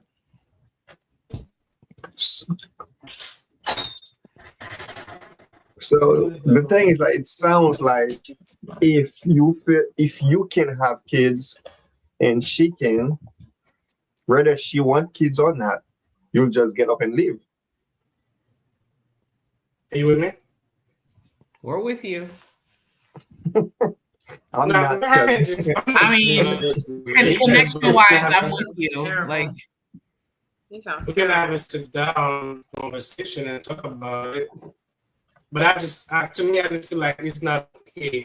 You know, you can't have kids. You just, provide somebody not being a good mom or how cool. Even your internet I'm not don't gonna agree be- with you. I feel like this all stems from the financial aspect of like the joint account, and he started talking about children before marriage. Like, so I'm assuming now, like, bearing children and carrying on the family name is like the biggest, most important thing to you coming out of a relationship. Oh, much. He said 100%. Most So definitely. that's very interesting. I just don't feel like her having to carry the child before she gets your name is just, I don't feel like that's a good solution. I mean, let's just put it that way. Not even care. I just want to make sure she can carry the child. Just put it. So you would just agree to getting her tested for that, right? Yeah, like I said, because I like as a man, I don't even know if there's a way that you could do it. Jason, do you? What happened? I can't hear you. he was saying What's the he didn't. He question? said he didn't know there was another idea. way. Yeah. No, there is. There is. Yeah, of course. If there's the And way, even they'll tell you. But why does that have to do with further- anything regarding the joint account? Like, what does that have any type of correlation to? Yeah, I'm kind of confused on that. It sounds like he's saying if you can't have kids, then we're not getting married, and there will be no joint account. Yeah. There will be no joint account. Right? I mean, did I That's just what it sum sounds that up like. properly? Yeah, it sounds like Yeah. it. I mean, like, can you have kids? Okay, like, Hey, well, we're wasting our 'cause- time here. Like, I'm not even gonna go any further. All right, she can't have 'Cause- kids. She don't want kids. Okay, fine. All right. He did say No until joint she account, no marriage, no nothing. No, he nothing. did say So- until she have kids, there will be no So- joint account. So But he's gonna make her a baby mom before he makes her wife. That's so insane. Like that's a terrible way of thinking. and I So- get it. Sometimes though you don't really have a choice. He's actually picking for it to happen before. You're right. No, He's that's paying not for it. that's not true. No, it's not. No. It sounds like So- Lunas. It just It's, sounds like that's Lunas exactly what she has. said. It sounds like Lunas has a list, and Yeah. I mean, his we all, list. we all do. His list, No, his list may just be a little unorthodox compared Yeah, to a little other people's list. untraditional. And The he's thing just is- more like, okay, well, can you have kids? Okay, how are you with me providing? Do you want this? Do you want that? Here's your money, here's my money, here's our money together. We're gonna make it work. But if you can't have kids, it really doesn't make sense we even talk about the other stuff because Exactly. And while we're at it, let's last name and my legacy means more Nah, it's more like than anything it's more else. like when he was making his list, because everything he said is good. It's just like when he was making his list, kids happen to be right there on top. Yeah. And I guess he's going down the list. The second you check one, respect is number one, and kids is number two. The second you don't check one off, everything down the line is over. Liz, let me ask you a question. Let's say you were like, you have no kids, right? Huh? And let's say you don't have any kids, right? And you met this dude, and he was like, "Hey, I can't have a kid." What would you do? Would you move forward with that?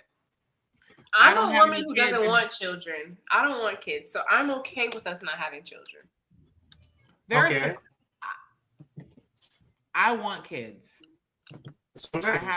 So if I want children, that's where again you have to know your partner. If you want children and your partner does not, that's something you talk about in the dating phase, like when you guys are talking. No, it's not. I'm saying you can't. I just don't want. You just cannot have a kid. Oh well, then there's other options though. If I want children, if he can't but wants, then that's different. Maybe we could adopt. There's other ways. I can't. No kids from that doing that. Huh? I'm not doing that. I want my own blood. What you talking about? Wishing somebody kids are not mine? Yeah, Lee, you straight streak on that. What would you do that though? What would you do that? When you get to the thing is, we listen and we don't judge, man. I'm trying not to so bad. You know what's be killing me with him when he's making those points? It's like he have this look of disgust on his face. Like he's sitting like, I'm not listening. Like, yeah. You should have saw him last week when we were talking about dating outside of your culture and race. I wish I could have. I had to watch it. But I agree with him on some of his points, surprisingly. I'm not against it. It was bad. You don't want to agree to something you don't know what he said. No. I almost wholeheartedly agreed with him. Like I'm 1,000%. He wasn't making sense though. So Lee was like with me too. Maybe he didn't make good pointers, but where he was coming from, I agree. Well, we can go back at it, or we can talk about it again if you would like. I'm gonna destroy you, Jefferson. It's not about destroying me if you're wrong. So if he can't but wants, then I think sometimes people want to have their own. They want to see their DNA outside of their body. But then there are people out there who they just want to be a parent so bad that they don't care where it comes from. They just want to love and nurture and have that love reciprocated. So if there is a man who wants to be a father and can't, like biologically, then there's ways around it. Look at all these people who adopt and they love their children like they birthed them themselves. That is something. If I want to be a parent and I'm just barren and I can't, then that's probably something that would probably be an option I explored. But then if you go back to biblical times, look at Abraham. He was over 100 years old when he became a father. Things wasn't that expensive back then, though. Things were different back then. They had 20, 30 children. But then, it talks about years old. But then it lets you know about those non-negotiables. Like if that's something you really, really, really, really want, then that's like that even spills over into discipline, and that spills over to discipline, because if you want to be a parent that bad, how disciplined will you be financially to achieve your goals? And I'm not just using infertility as like, oh, I want to be a dad so bad. It just shows you if that person has a goal and they want to achieve it, it will show you how disciplined they are to try to achieve that goal. So fertility just may be one topic, but how are you to want to get out of poverty? How are you with wanting to be more financially stable? Do you want to have passive income? Do you want to be busting your ass for the rest of your life? Well, that's where that ambition comes from, which is why I would talk to a man who makes less money than me. Because if he has that ambition and that drive and that determination and that dedication and all that, I would entertain someone who does. But if you don't have that and you're just talking, I want to be a dad, but you're not doing the right, you don't possess the skills or the traits needed to make it happen, whether I can conceive or not, or whether you can produce or not, then maybe that's a topic we need to talk about, because you're showing me like you're all talk and no action. And that's something that is a non-negotiable for me. Is this something when we're that then to have to ask your partner, I mean somebody you just met, like, and we just talking and like, hey, can you have kids? Can you do that? Is that something that you can ask? Because I kind of feel like that's a little bit awkward to ask that question, but is that something that as a man can you ask this type of question? I mean, I would ask it. I don't care.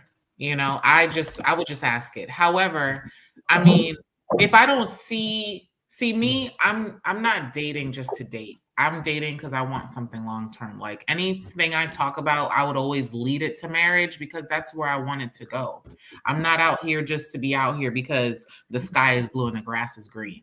So if I'm asking someone something like that, then I'm saying to my mind, okay, this is something that I see potential with. And I would ask them like, hey, do you want children? Do you have any children? But you learn that off like, the first night, do you have children? And then you find out, well, do you want children? But I may not ask that on the first day, on the first date. No, of course not. But I would ask, especially if it's someone that I see potential in. Now, if they have children and I have children, the next question would be like, do you want? I can sit here and say, oh, I don't want any more children. But then, times like you said, like Jepson said, times people change. 15 years down the line, not saying it's going to be 15 years, but as time goes on and the relationship evolves, you have different needs and maybe you want to produce a child with that person. So I would ask, but if they have children already, then obviously the question is they can have kids. And then if I have children already, then obviously I can have children too. So hopefully the fertility thing won't be an issue. So Jepson, what would you do? Like, you sign somebody and you're not gonna get an accident if they can have kids? I can't really hear anything, to be honest with you. Me either. Give me a second. Your internet is. It's so far. It's like it's. I don't know what's worse, your points or your. Damn. I just don't know, man. I mean, Jepson, let me ask you: is that something that you've asked? In your current I've actually talked to somebody who she wasn't infertile, but it was like her chance of having kids were really low, and it wasn't an issue. It wasn't an issue. Is it because you did not see a future with them? No, it wasn't. That had nothing to do with it. It just wasn't. It wasn't an issue. Was it not an issue because you were not there yourself with even wanting to have kids? I wasn't there, one, and two, I feel like even if I were to see me, actually I did see me with her long term, but it's just I didn't think of it as an issue. It's just okay, whenever we get there, we'll deal with it as a couple. And that's my view on it. It's not, even if let's say if I'm in love with that person, or even if we're just talking and she told me, hey, I can have kids, I don't see me stop talking to her just because of that. Yeah. I just don't. I agree. If I 100% want my own kids with the person I'm with, and she said, hey, I don't want any, and she's, hands down with it, like she don't want to have any kids, that's a different story. Mm-hmm. But if so by just being boyfriend and girlfriend, she says she can't have kids, you still move forward. If I want to be with that person, I don't see me just running away just because it's not her fault she can have kids. No, I wouldn't do it. It's the look on his face when he's saying these things that be getting me. It's like, it's like when he goes like this, like, no, like he's like that person is just. So Lunez, let me ask you this. Let's just say you end up divorced. You have children from your first marriage, and you enter a new relationship. Do you want children with that person too? It's up to her if she can, if she wants, yeah. Jepson? But yeah, definitely. But I'm not from the beginning of the relationship. I know you can't have kids, but nah. No, but what does it change? Does your answer change if you already have children and you're entering a relationship? Oh yeah, if I already have kids, that's fine. If I only have kids and my next one she doesn't want to have kids, that's fine with me. I only have my own. So it's all about you.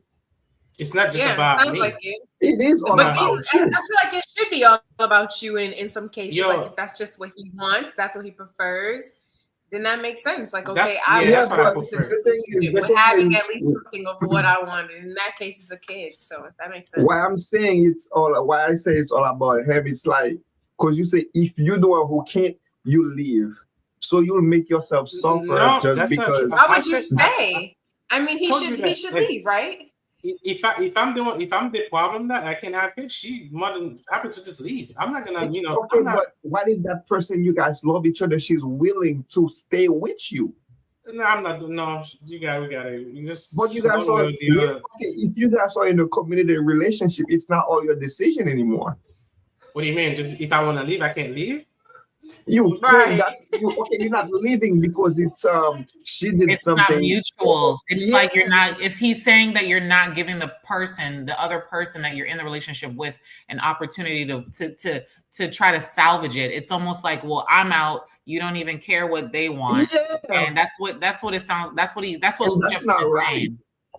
He's saying that you're not even thinking about the other person. It's all about you and what you want, is what he's saying. That's not true. No, it's not. No. I don't expect her to leave. If I'm the one that, if I can have kids, she can. She more than happy to leave. Because what Jep is saying is that you will leave without even the opinion of what she could possibly want. She may still want to be with you because even though you can't, she may still want that. She may still want to know, because she loves you that much. But what he's saying, it sounds like you're saying you will leave. You will leave because you can't, and she can. But you didn't even give her the opportunity to talk about would she still want to stay with you. What if she wanna do like an adoption, Linus? No, I'm not up to that. I don't know, man. I'm not gonna take any. Like, why would I take somebody else's kid acting like they're my kids? I'm not doing that. Are you crazy? Acting? Oh my gosh! Not providing another home for somebody. He said acting like I'm their parent. Next thing I know, you and my daddy. You and my dad. I'm not doing that. I don't see it that way. So Lunas, with that being said, does that mean that if you met a woman who had children, that you wouldn't talk to her because those kids are not yours and you're not my daddy? No, that's a different story. I already have my own. Jeff, it's the same thing. They're not your kids. That's different. Look, I can't. You guys heard yourself talking. You just want kids of your own first. And if I only have a kid, right? I met somebody that have a kid. That's fine with that. I only have mine. I have mine. Let's just say I don't have any kid. Listen. I don't have kid whatsoever. I don't have no kids. So, and I can have kid, and just because it just doesn't make no sense. If let's just say if I met a woman right now and she has kids, right? And I only have my own, that's fine. But if I don't have kids, you think I'm gonna take care of somebody else's kid? I'm not doing it. Especially so Lunas, let me ask you, Lunas. So you can't have children of your own. Would you go out and date someone who already has kids then and is content with not having any more? Since if you can't, and you meet someone who does and does not want any more, would you date her? Most definitely. If you done having a kid and I can have a kid, I'm down for it. But that's someone else's kid though, and you wouldn't. But you just said like if you can. That's the thing. That's where you go back to. I can't have kids, but if I can have kids, let's just say if I only had my kids, you have your kids, that's fine with me. This is the thing. This is the thing is like see me. I have 2 kids right now. See my 2 kids like they running around, like they playing around. I can see my own blood playing around, man. That feels good, man. Knowing that this kids is running around and they're not even yours, and not like you go out there adopting somebody else's kids. I'm not doing that. That's just me. I mean, like I said, if you only have kids, I have kids. We can build a family together because you have kids. We both have kids. But if I don't have kids, then I'm not. We just. I mean, I agree to disagree. Let me ask you, since you say you don't want any kids, right? Right. Let's say you met someone, he loves you, you love him, you see yourself with that person, but he actually don't want kids. That's the only thing about him, he actually don't want kids. I've actually caught myself in situations where, well, my previous relationships, honestly, they do want kids and I don't want kids. I used to want to meet them halfway and at least have one. But then I started to realize like that's not at all what I really want. So at some point, I feel that it's necessary for the man to make his decision because I've already made mine. I don't want him to continue to be with me just because he loves me. I want him to be honest with himself and say, hey, I love you, but I do want kids. And if you don't want kids, then I need to, we need to go ahead and break it off so I could find a woman who I can have kids with. I don't want him thinking and trying to force me into having a child when I've already told him, hey, that's not what I want. Because I feel like that's what happens a lot. Like the men think you're going to change your mind. And I'm just not a person who changes my mind. If I told you no, it's a no. So just figure out if you're okay with that answer. Okay. Well, I can. I wouldn't say I like it, but hey, at the end of the day, it's you. You wouldn't want to put yourself in a position where you feel unhappy because that's why I agree with him. Like he's saying if a person is in the understanding of, like what they want, he's saying what I want is what I want, so I'm gonna get it. So it's understandable. Yeah. And at the end of the day, you will find person who, feel the same way you feel, who want the same thing you want. That's what I'm saying. So, you're gonna find somebody that doesn't want to have kids. You're gonna find, you're gonna find somebody that wants kids. No, because at the end of the day, you really don't want to force you don't want to force someone to do something they don't want to do just because you love them or you feel like, hey, I love that person. You don't want to put yourself in that position, and you wouldn't want to put someone you love in that position either. So exactly, because resentment happens, and you would hate for that to boil over into the relationship. So am I with that argument or? And this same thing with the money issue will always happen. Like whenever you guys get into an argument, that person said, "Well, I didn't want to have kids anyway." You know what I mean? And you don't want to put that person in that position, and you don't want to put yourself in that position. So yeah. I mean, at the end of the day, it's based on how you feel, and because one thing, especially when you're in a relationship, both opinion matter. You can't value your opinion more than the other person. You know what I mean? The same way you would want that person to listen to you, you have to listen to them. So it's a two-way street, though. Yeah. So it's all about, man. You just can't. This is me, like I said. I can't. I'm just not gonna hold somebody in a position where if I'm the problem though,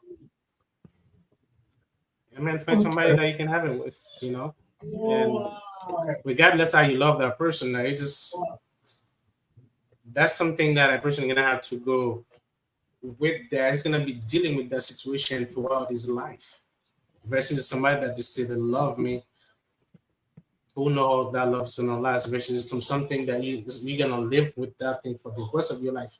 Oh, just because of her, I can't have kids, and his family or her family gonna be like, oh, because of this guy, because of her, I don't have it. I'm not uncle. I'm not grandma. I'm not this. I'm not that.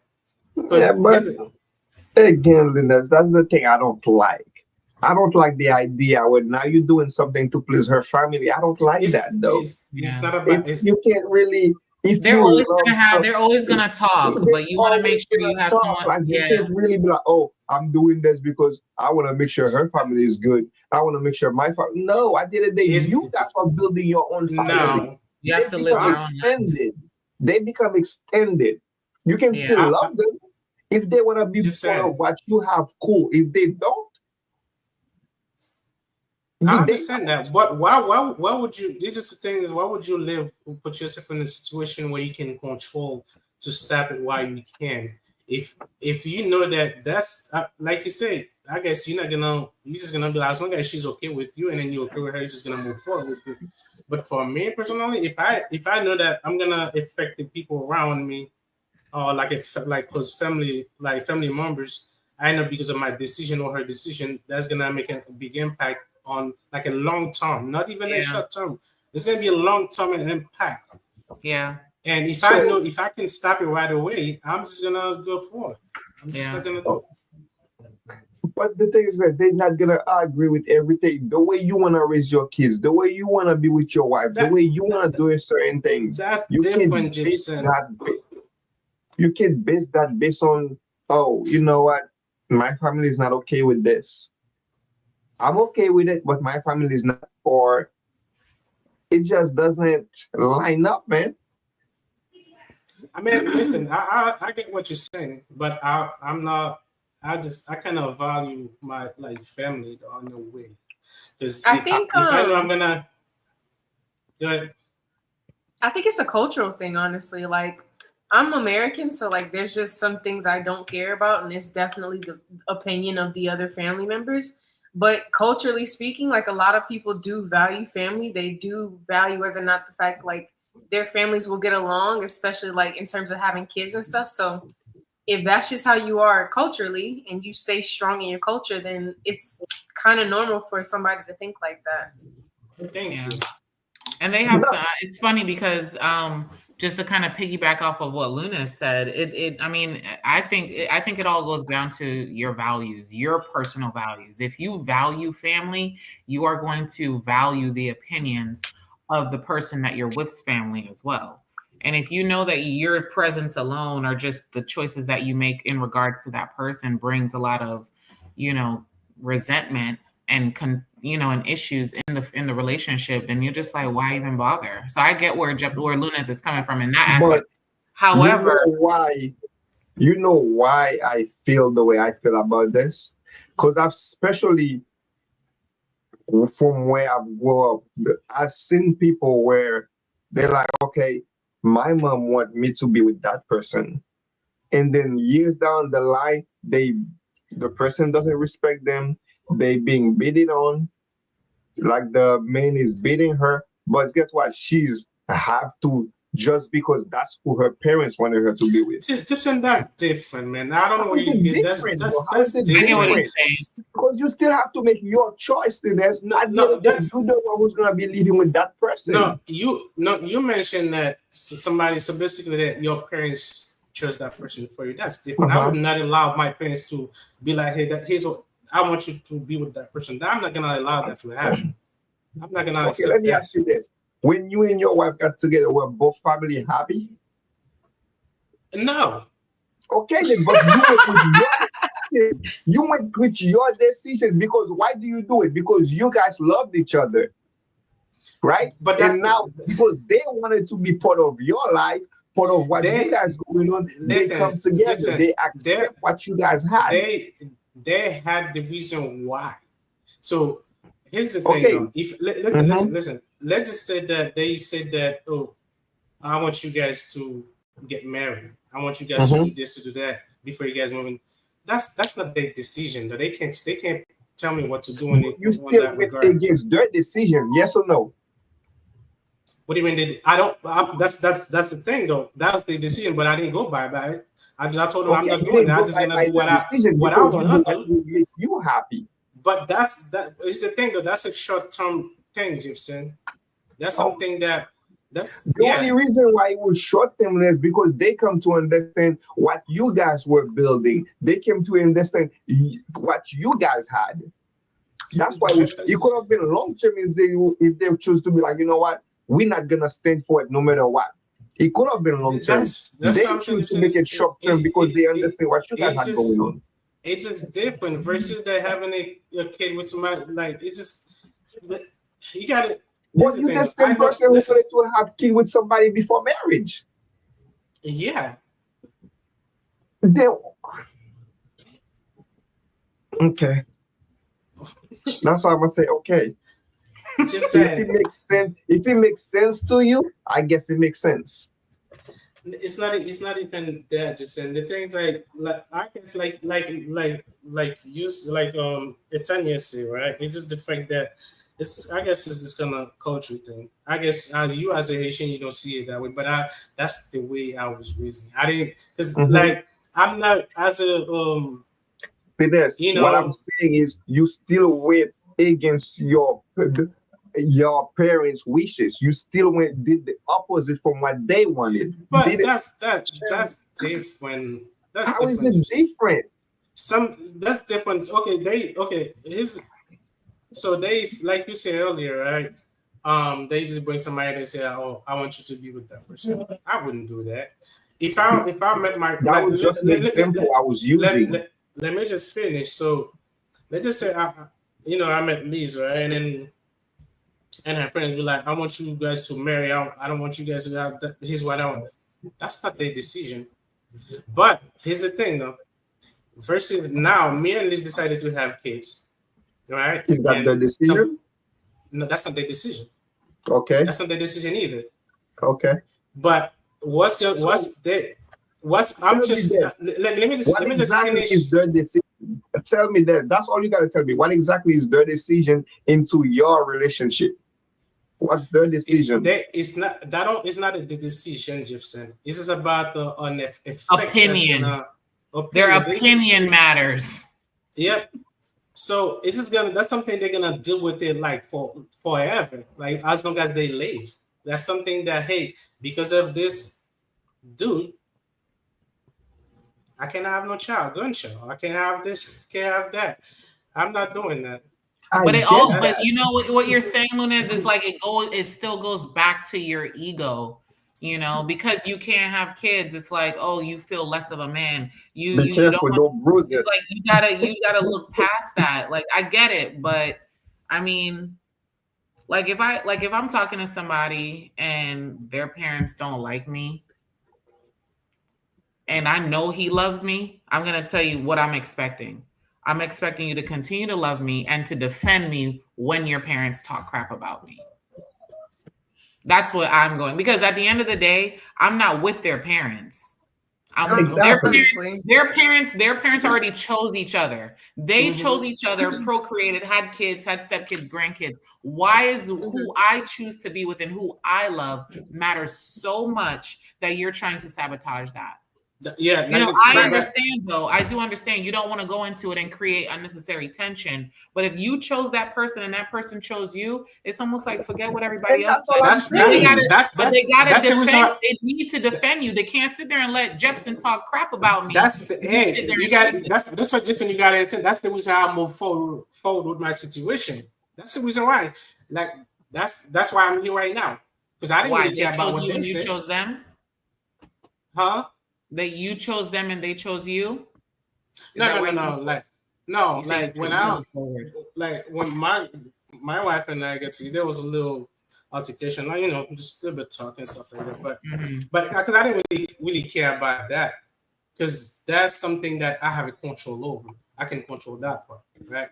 And versus something you have no control over it, and I'm just not gonna I just can't move forward with something that. Like I have no control over it. I cannot have kids, or she can't have kids, or something. I'm just not gonna do that. That's what about the opinions? But what about the opinions of your potential in-laws? You don't have control over their opinions either. Exactly. So would you move forward You with the don't. relationship? You don't, but this the way that you have a little control over it. There's something that you can kind of maneuver. You can just try to, work Lunas around it. wants Like, your blessing, Jepson. He wants the blessing. no, I don't. Forget the blessing. At the end of the day, you're in the relationship with that person, not their family. You don't share finances with the family. Exactly. You don't lay down with the family. You don't procreate with the family. Their opinion should not matter. Yeah, they just need to know whether or not they love you. That's it. And then to top it off, you can take their opinion into consideration, but at the end of the day, it's not your as final decision. answer. No, it's you and your partner. That's it. In all honesty, no matter if you get married at the courthouse, down the street, in your backyard, or in a big church with millions of viewers, the officiant is going to ask you, do you, Lunas, take blah, blah, blah to be your lawfully wedded wife? Not do you take her and her family and their opinions. That's you, Elizabeth, take this guy and all his family and their opinions? They ask you, do you take that person? Listen, that's what happened after everything. After what happened, because I know that decision. That's mine and her decision. That's why I move forward with all this. With nothing. That's why we're here right now. But if they choose you and you choose them, that's it. And the same thing should go. And the same thing should go with children and money and all that other stuff. Do you choose me despite how much money I bring or don't bring to the table? Do you still choose me? Not, oh my gosh, you make more, I feel inferior, let me go and leave. Give the person an opportunity to voice their opinion as well. Everybody should get a say so, not like, oh yeah, he left me. Well, why did he leave you? Oh, because he couldn't have kids. How's that? But that's just that's just when we have a conversation. We gotta sit down and talk about it before something like that. Right. Because I just don't feel like it's okay for me to just hold somebody that I know that she can have kid and I know I can't, and for me to just I'm not. That's just me. I'm not doing it. Yeah, but I do understand that because you can build up resentment towards that person because and it's even probably resentment at the fact that you stayed knowing it, and now you have this void and you can't fill it, and then. The other thing is the fact that, let's just say you go on somewhere and you see a lot of kids playing around, and deep down you're gonna feel something, especially if you wanted to have kids and it's because of her or because of you as a man you can't have kids, and she's just something you're gonna live with that throughout the life. It's just instead of just the thing is that there is other way around it, but to you feel like if you can't have your own, that's an issue, which don't get me wrong, I get it. You will want your own flesh and blood, but not everyone can, and you can't. Sometimes you can't help it. But if the person you're with, they're willing to adopt, if you guys love each other, that's another route. Like you should be willing to take if you really want kids. Not that you don't want to raise somebody else's kid. Like she was saying, there are kids who need a home. Why not be that parent? And there's nothing wrong with that. Nah, I'm not doing that, though.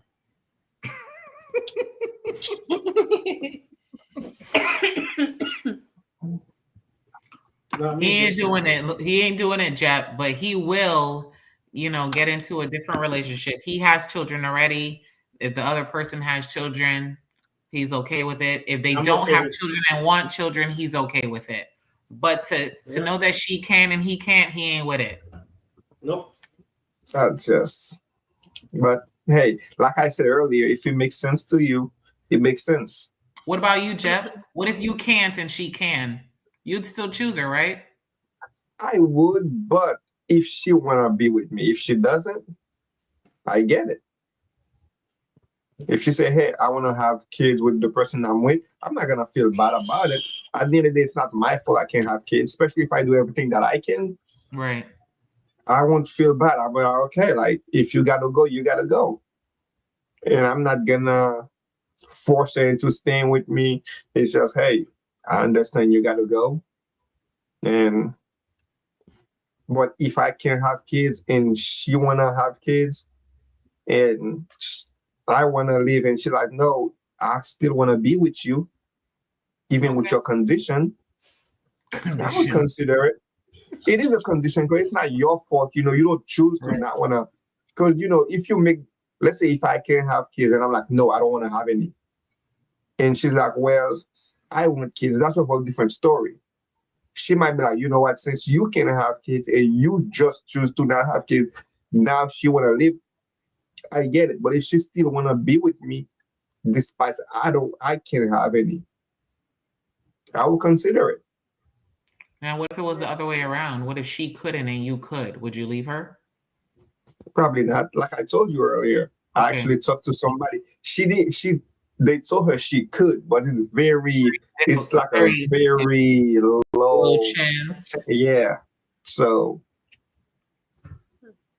Okay. And And Asiana said she doesn't want any children. At all. It's a no. And if she met a guy, who wanted, I'll let you make that decision. No, you want to stay cool. You don't want to stay. Yeah, I'm just letting you know, so you can decide now. But I don't plan on changing my mind. But you don't think you'll end up changing your mind? I don't. I think in the beginning I did. I was like, I'm going to have a kid just for him. And then my mom's adopted, so I've like always wanted to adopt a kid at some point, even if I did have my own. But I think as time goes by, I'm against it. Like I just feel like I'm in a space of always wanting to do for myself, that I feel like that's a very selfish mindset to go into motherhood with. So I just feel like I probably wouldn't change my mind. You wouldn't even consider adopting. You just don't want to have. Yeah, I just don't think I will, because I just don't feel like I'm gonna want to have space in my life to have a child, to be honest. I've raised kids before, like a lot. So I'm just not in a space of wanting to do that again. So that play a part in it. Yeah. I mean, being the oldest, I think I'm the oldest of 8 kids. Being the oldest was a lot when I was younger. I never not had a baby in the house. Like I even shared my room like a million times, you know, with so many siblings. I think that I experienced motherhood to an extent, like secondhand.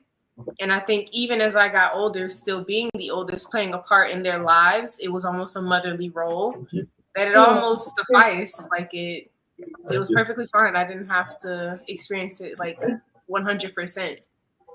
It sufficed. So I don't plan on taking that on at all. It makes sense. So let me ask you guys this, especially for the 2 single women. Let's say you're looking for a man. What will be the one quality that you actually looking for? Like the one, you know how sometimes women say yes. What will be the yes? You know what I mean? Like when you see him and, you know, let's say everything checks in, that one thing didn't check, it would have been a no. But let's say that one thing that's like a yes to you. What would it be? I'll let Liz go. Liz go first. Can you rephrase the question? Let's say you meet a man, right? And you're looking for that factor, that one thing that you're looking for, that you need in a man. That one thing that'll be like, yes, he's the guy I want because he have that one thing. It doesn't have to be. I don't have just one though. Go ahead. Because we as human beings, we are so complex, and not complex in a form of like being difficult, but there's so many different layers to us that make us who we are. So I can't just say it's that one thing, but I'm a mother, and I think for you to love my children, just give them the love that we as just human beings need. For you to give that'll be like the yes for me, you know. However, the respect is right there. Like if you can't respect me, you're not even gonna even get the opportunity to love on my children. Because if you can't respect me, how can you show that positive male role figure to my children, you know, if you can't even respect their mother? You know, you're breeding children who are probably going to grow up and disrespect women as well. So that respect is right there. Like respect, being considerate, thoughtful, a provider, has ambition. So it's like you have to, like, those are like my non-negotiables.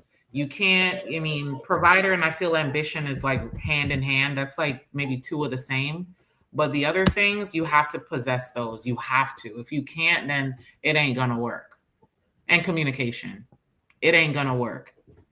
It won't work. It just won't. And communication can kind of go without saying. You have your nonverbals, you have your gestures, you have your verbal communication and dialogue back and forth. Mhm. But I mean, and for me, you have to check all those boxes right there. Like you have to check all of them. And if you don't check one, I'm teetering on I don't know if this can work. That's a lot to ask for. What? I don't think, to be honest, Lunas, I don't really think it is. I don't think it's like, I'm not asking you to be a provider. I'm asking you to be ambitious. Hey, women, I'm it's asking never you enough. to consider it. Yeah, I'm asking you it's to a be big list. respectful, you know, but must be I don't sure think on that list. I don't think it's a lot. I personally don't think it's a lot. But again, Me either. if you can't provide those basic human needs, then what are we doing? You know, so that's how I look at it. I could be wrong, but I don't think it's hard. Communication should come naturally. Like what we're doing right now, we're communicating back and forth dialogue. I'm seeing your nonverbals, especially with the facial reaction, the facial expressions. We're seeing all of that. That's communication. So that's box number one we're already talking about. Then the respect, we right now through communication are respecting each other's opinions, even though we don't agree with them. We're not sitting here calling people out of their name and saying, oh, you dumbass, because you think that way, you feel like, no, we're not doing that. So there's a respect right there. Everybody here wants to be a provider in some sort, has ambition. They don't want to stay down. I think that should just come with being a man. If you want to be a man and you want to have a family and you sit here and say, I want to have a woman to call my wife, you have to provide, and I don't mean monetarily, I just mean in general, whether it's providing her with love, whatever her love language is, whether it's gifts, whether it's actually, you're going to provide, you need to provide something to build value to the relationship. Because if not, you're wasting everybody's time, including your own. And the respect, that goes without saying it. I mean, that's how I look at it. So Lunas, it might be a lot, but I have told people this, that guys that I've talked to, it takes a lot to be with me, but you'll get a lot back in return. So, So Tiana, the question is for you now. I think for me, from a man, discipline, very true to himself. I think a lot of people lack authenticity, and it's truly something it's like a non-negotiable for me. So I need a man who's true to himself. And let's see. I guess emotional intelligence. Those would be my three things. And of course, like, he's driven, but I think that comes with discipline. So your list is way shorter than these. I've had a lot of time descriptive. But I think like just off the top, like that's what I would want. Like that's ideal. I think that those things come with everything else she was talking about. But like discipline comes with a lot of things, such as you being driven, because you have to do things, in a routine sort of manner. So like that's kind of a given. But being true to yourself is like definitely number 2 for me. And then I feel that when it comes to emotional intelligence, as a woman, I didn't realize how important it was to have that in a partner until I started to be with someone who was a little bit emotionally unavailable. And a lot of things that I would have wanted, more thoughtfulness in the situation for, it just wasn't there. Like it just wasn't aware of certain things emotionally. Yeah. But I've also seen people who are driven, but not. I've seen people who were driven, or not driven, determined, but not driven. And they were more determined to feed their own selfish, their own selfish needs. Like I've seen someone who was determined, and I watched it, and kind of like how Lunas does that face of disgust, I had that same face because I've seen someone who was determined to go and get weed, even though they had other things that they needed to take care of. So but it's just like that you were so determined to get that, but you're not even looking at the basics. Like you're not even worried about food. You worried about, you're determined to get your freaking weed, but you're not thinking about how you're gonna eat the next day. That right there was just like, what the hell? But that also comes with immaturity. So yeah. Nah, but the thing is, it's not a lot, but at the same time, in a way, like Liz was saying, I feel like you should automatically come with those things. I don't think those things should be something that you have to, ask for. Those things I think are expected, especially if it's somebody who want to build with you. Those things should already come.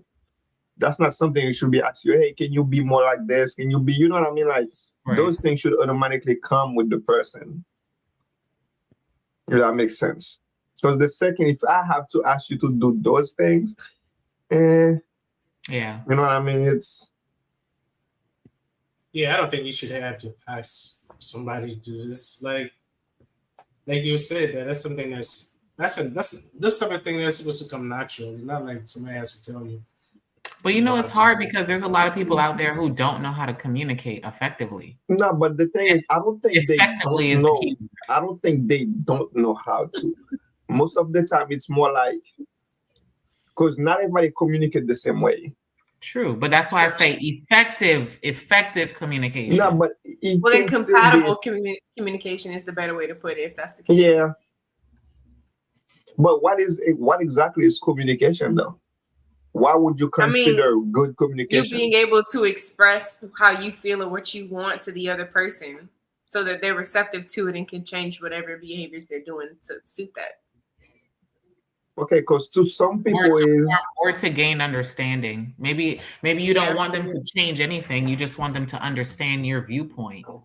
Okay, because to some people it might be more like, oh, when you come home, you don't tell me how your day went. You don't tell me what you did today. To some people, that's lack of communication. That's lack of the basic, though. I mean, you're coming home to me. I mean, shit. So many things could happen during the day.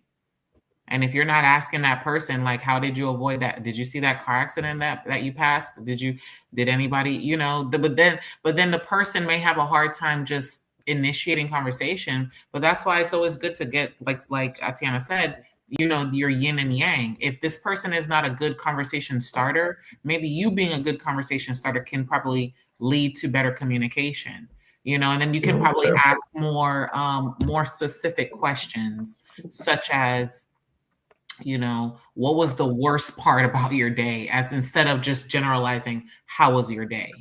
Because you're going to get, for a general question, you're going to get a general blanket answer. It was good. It was awful. But most of the time, people tend to elaborate when it's bad. They really don't talk about how it's good, And then if it was good, okay, then I would follow up with, well, what made it good? What happened today that made it good? Okay. I mean, not everybody do communicate. That's the issue. I'm not. I mean, you're not good at it. You're not a good communicator. I don't know why that's funny. Jeff, you're so expressive. You have so many different ones. Right. Luna said it. Luna said it? Yeah, no, but Luna also said that he didn't believe in the Bible. So that's true. He doesn't. No. That's not what he said. He said what was the percentage? Don't change it, though. Don't change it. What was the percentage? He only believed in part of it. Was it 20%? Which doesn't make sense to me. You can choose to believe only half of the book. It's either you believe the whole thing. Oh, you did tell me. Okay, I agree with him on that as well. To be honest with you, it's a very rewritten book. You both are crazy. If that's how though, you can choose to believe part of it and not the other part. It's the same book. Well, you got the Old Testament and another time, but that's definitely something I agree with too. Appreciate it. What do you say, Liz? Did you agree with Jepson? I heard what he said. To be honest, I know certain things about the Bible, but I don't know it front to back like that to even form an opinion. Okay, I can respect that. I can sit there and say, like, they talk about the Old Testament. Like most of the things you learn is from the Old Testament, but then they start talking about the New Testament and all these things, and it's just like, I don't know, but that doesn't, but I just say, I don't know, I don't know can mean I don't know enough about it. I don't know enough to form an opinion. I just don't know. So, but then, a lot of people talk about, oh, well, the times we're living in now is like the book of Revelations. And it's just like, I won't hide away from the facts. If the facts are the facts are the facts, then hey, that's what it is. But I don't know about that. Putting a percentage on it. I don't know. Let's leave that for another day. Yeah. So it's 2-1 and 1 sure. neutral. Well, the thing is, it is what it is. But so to sum it up, Jeb, you would consider dating a woman who makes significantly more than you. You would consider it. Would I consider? Luna said he actually would, but his non-negotiable is she has to be respectful. Yeah. If the respect is there. But if you had to put a percentage on it. We're not doing that. No, she, like 100%. 100%. You would she have to be 100% respectful. No.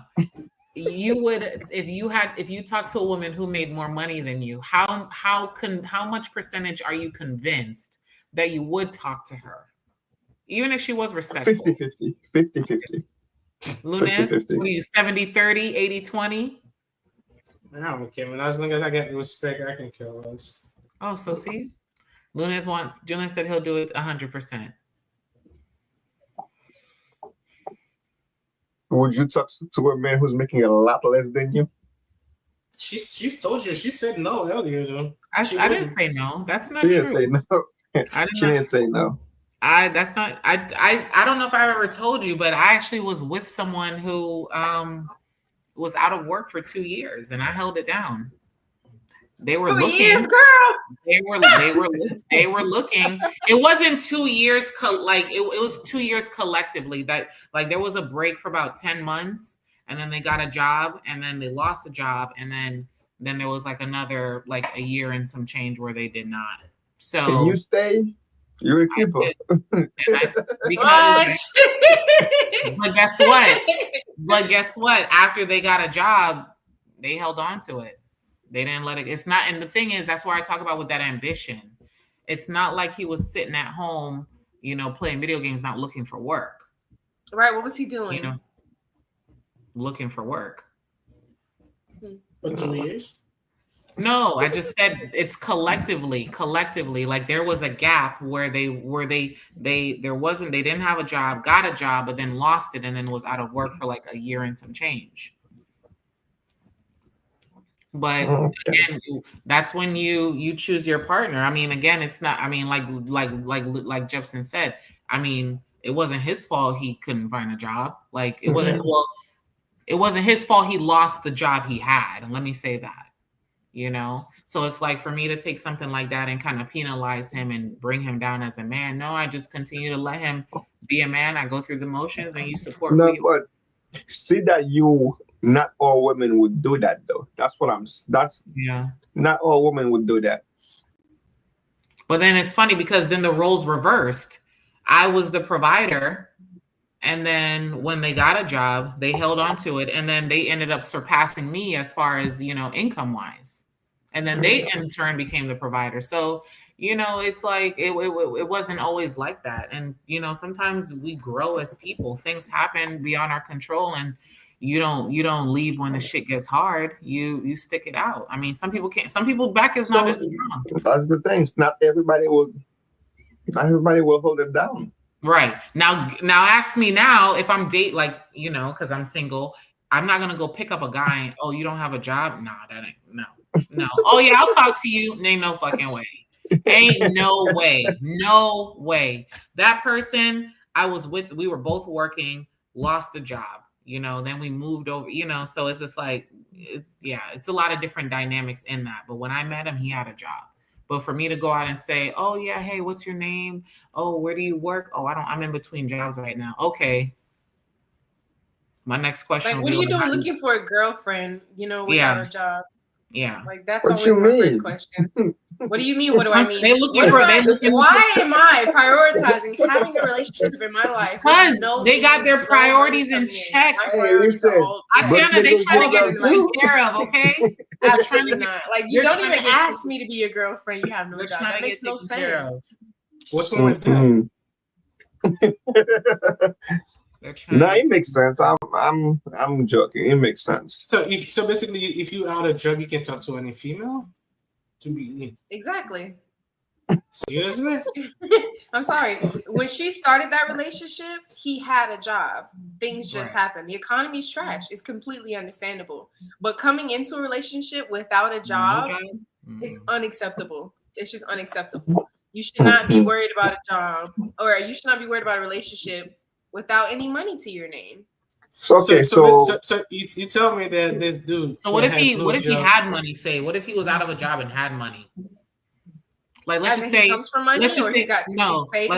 he did let's just say he did something stupid like won a settlement and quit his job. You know, I work in PI, so I get it. Depending on how big that settlement is, that's cool, but it will not last forever. What is his plan? Right. And how long will he be taken care of out of that settlement? Because they don't usually get checks that big. So basically, from what I hear, is just like if he doesn't have a job, you're not supposed to chase a woman. You're supposed to like. That doesn't make no sense to me though. Like, why would I don't get that? Just because he doesn't have a job, rephrase your question. So just because he doesn't have the job, you can't. You're not supposed to chase any female. Like no, he's not. No, he needs to chase some money. He needs to get something to his name. He don't need to be chasing a woman. I'm sorry. I don't feel any different about that. But guess what? If it was a man, as a man, that's not an issue. Listen, if you need to scratch your itch, it's understandable, and you pursuing women for sex, I guess. But I think for an actual relationship to happen and to be established, you need to have a job. You need to have a job. Or else you're expecting this woman to do what? Settle with what? You can't even take her on a date. You can't even feed yourself. What are you worried about a whole nother person for? So let's just say if I'm jobless, I don't have no job, right? And I'm just faking that I have a job, but I pretend that I don't have no job. And I could be making like $1 million, but just because I say that I don't have a job, you'd be like, huh? I'm not. Why would you hide the fact that you have a job? Some people do that. Why can't you just try to downplay the amount that you make instead of lying about not having a job? It's not lying. It's not lying. It's just about a lot of women out there. If you're not making a certain amount of money, they're not gonna if you don't make a certain amount of money, then stop talking to her. Because if she's judging you based off of how much you bring to the table, then that means she may not even bring it. She may not even be able to bring it herself. Just drop her. That's how I look at it. If you have to be deceitful, and you said it's not lying, it is lying because you're giving the impression it is when it's not. Once you do that, in order to try to see if someone will talk to you, be honest. And the good ones are gonna stick, and the bad ones are gonna leave. You gotta understand that it's just the life that we live, and I don't know. You guys watched the movie Coming to America. What does that have to do with dating? You have no. I'm just saying, like you have no money. That man was a whole prince. He was a king in another country. Yeah, but But one second, you guys watch. I can understand, but. Bad example. That was a terrible example. That was a terrible example, man. It's not. I understand.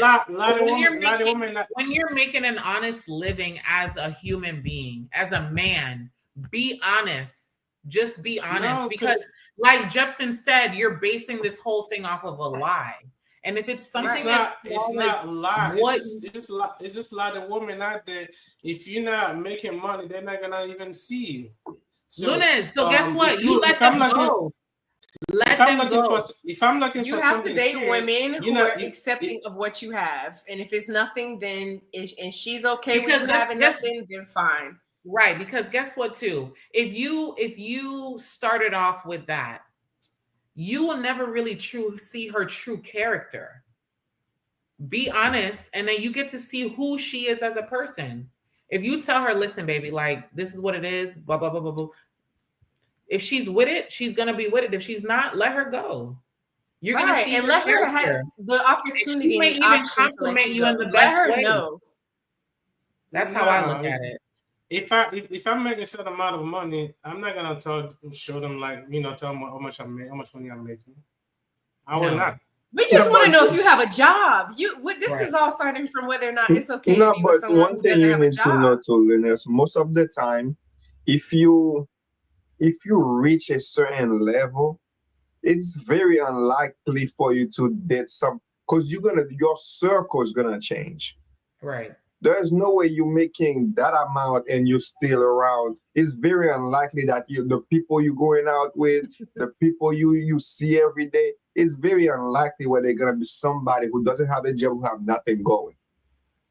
Yeah, but there's people that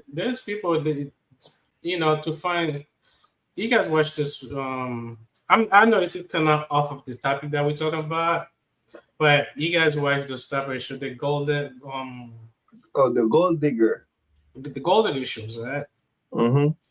So it's crazy how so you feel like if you tell the girl that you're making that amount of money, she's gonna be into you because of the money and not because of the person you are. Right. Yeah. Yeah, but I feel like you still honestly, you know what I noticed? Lie about having a job. Yeah. But you know what I noticed too? The women will tell on themselves too, to be honest. Yeah. They will come out and they'll like, oh, so what kind of work do you do? Yeah, like and they'll say, they'll either Google it or they'll ask, so how much did you make last year? You know what I mean? Or how much do you make? You know, what kind of car do you drive? That's them searching for the gold. Where do you live? They will tell on themselves naturally. You know what I'm saying? Not all of them, though. Eventually, you gotta be hip to it.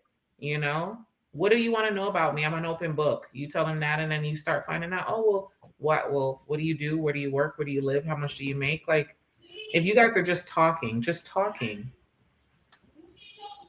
You'll find out. Like for us as a human, when you don't live together, right? Once we move in together with somebody, that's when you really gonna see the true color of that person. Exactly. So it's just something that's gonna take time. Throughout dating, I feel like throughout dating, you can still know the right amount to know if you want to move forward with that person. Just before you even move anywhere, you can find out enough to know, okay, maybe I want to take this to the next step, or maybe I don't. Man, women, they good on hiding shit, man. No one's saying they not. But they can hold on to that for a long time, man. What? Money? Long time. Now you'll see it. The true color. You'll see it. Really? I think so. So let me ask you guys. There's such a negative perspective when it comes to women. It's very interesting. Luna's talking like my boy needs a hug, okay? He needs a honestly. Yeah. Gosh. Lunas needs a hug, okay? He needs a hug. My boy, I can tell he's getting a little emotional. He's drinking this thing. Yeah, I'm feeling like I'm drinking. Yeah, okay. that's what in all it is. Fairness, he's getting a little emotional, so it's not. I get it, Linus. If I was there, I would have given you a hug. I feel your pain from where I'm sitting. I don't know who hurt you, but you'll get through it. Just keep on. You know. Yeah, I'm good, dude. I'm good. You know, it's kind of funny to hear, like, you know, because I see where he's coming from, but at the same time, like, it's like you want to be a provider, but then you said women are sneaky. But then it's like they're gonna have to come to you for the finances. So it's like, how sneaky can they really be when you want to be the provider? So it's like, it's trust. I don't know if it's like a trust thing with him, like he doesn't trust anybody, period, or if it's just women because he's gotten hurt, but like he has no trust in women whatsoever, no matter the scenario. No, I trust my girl. I really do. I trust my girl. But it just women, it's just so sneaky. They're sneaky though. I've heard some things, okay, and I'm just like, yeah. Don't get me wrong. I have trust issues, but at the same time, it's not to that extent. Yeah, it's not to that extent either. If I'm in something, I'm in it. Whether I get hurt or not, I'm in it. I can't be in it, thinking deep down in my head, maybe she's not that. They're gonna snake me. Yeah, if I get hurt, I get hurt. Oh well, things happen. I'll move on. But I'm not gonna sit there. You gotta keep your eyes open, man.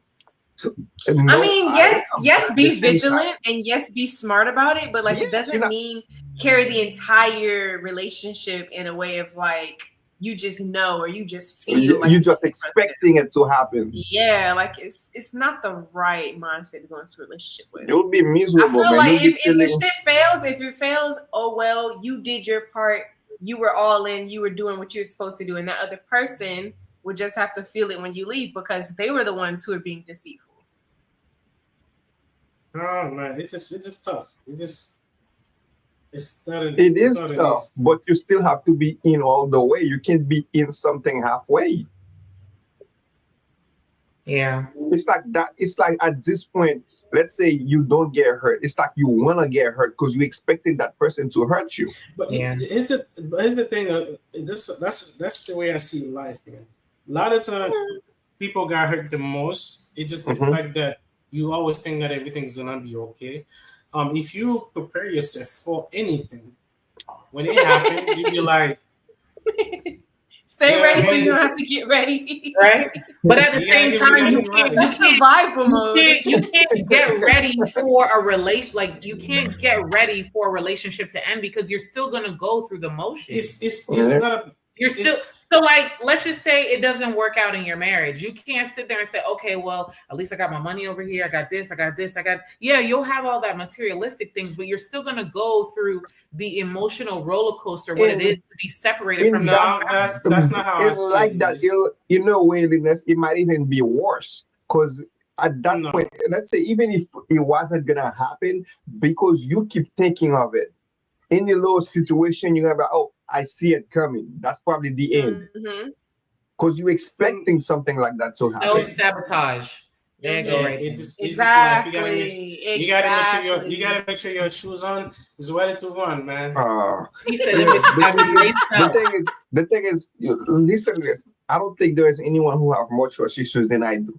But at the same time, if I'm in a relationship, I have to be in it all the way. I can't be in it halfway.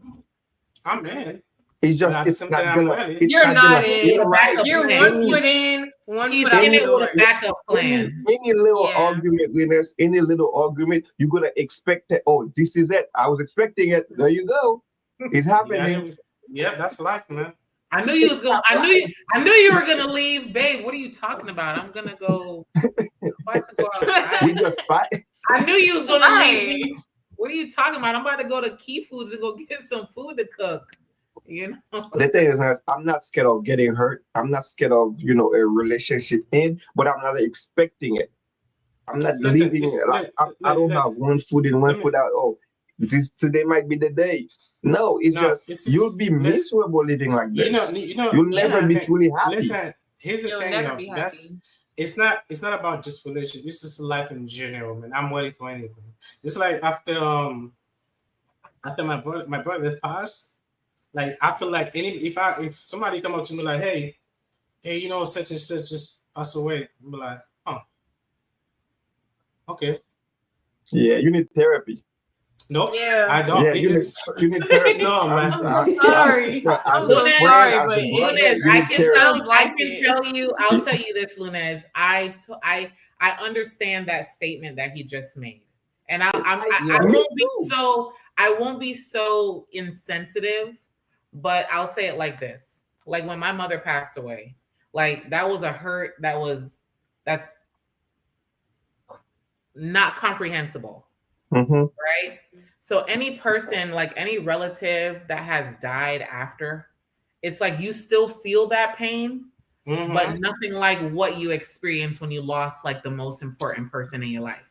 However, my heart breaks because that pain, the pain that you know, somebody else feels it. And that's where you become empathetic. You know what I'm saying? And you sympathize with other people as well. But to say like, oh, so-and-so died, huh? That right there is like, golly. It's not even that, guys. I had so many for the past few years. I had so many like things like that happen in my family though. It's just like I'm so immune to, kind of like immune to.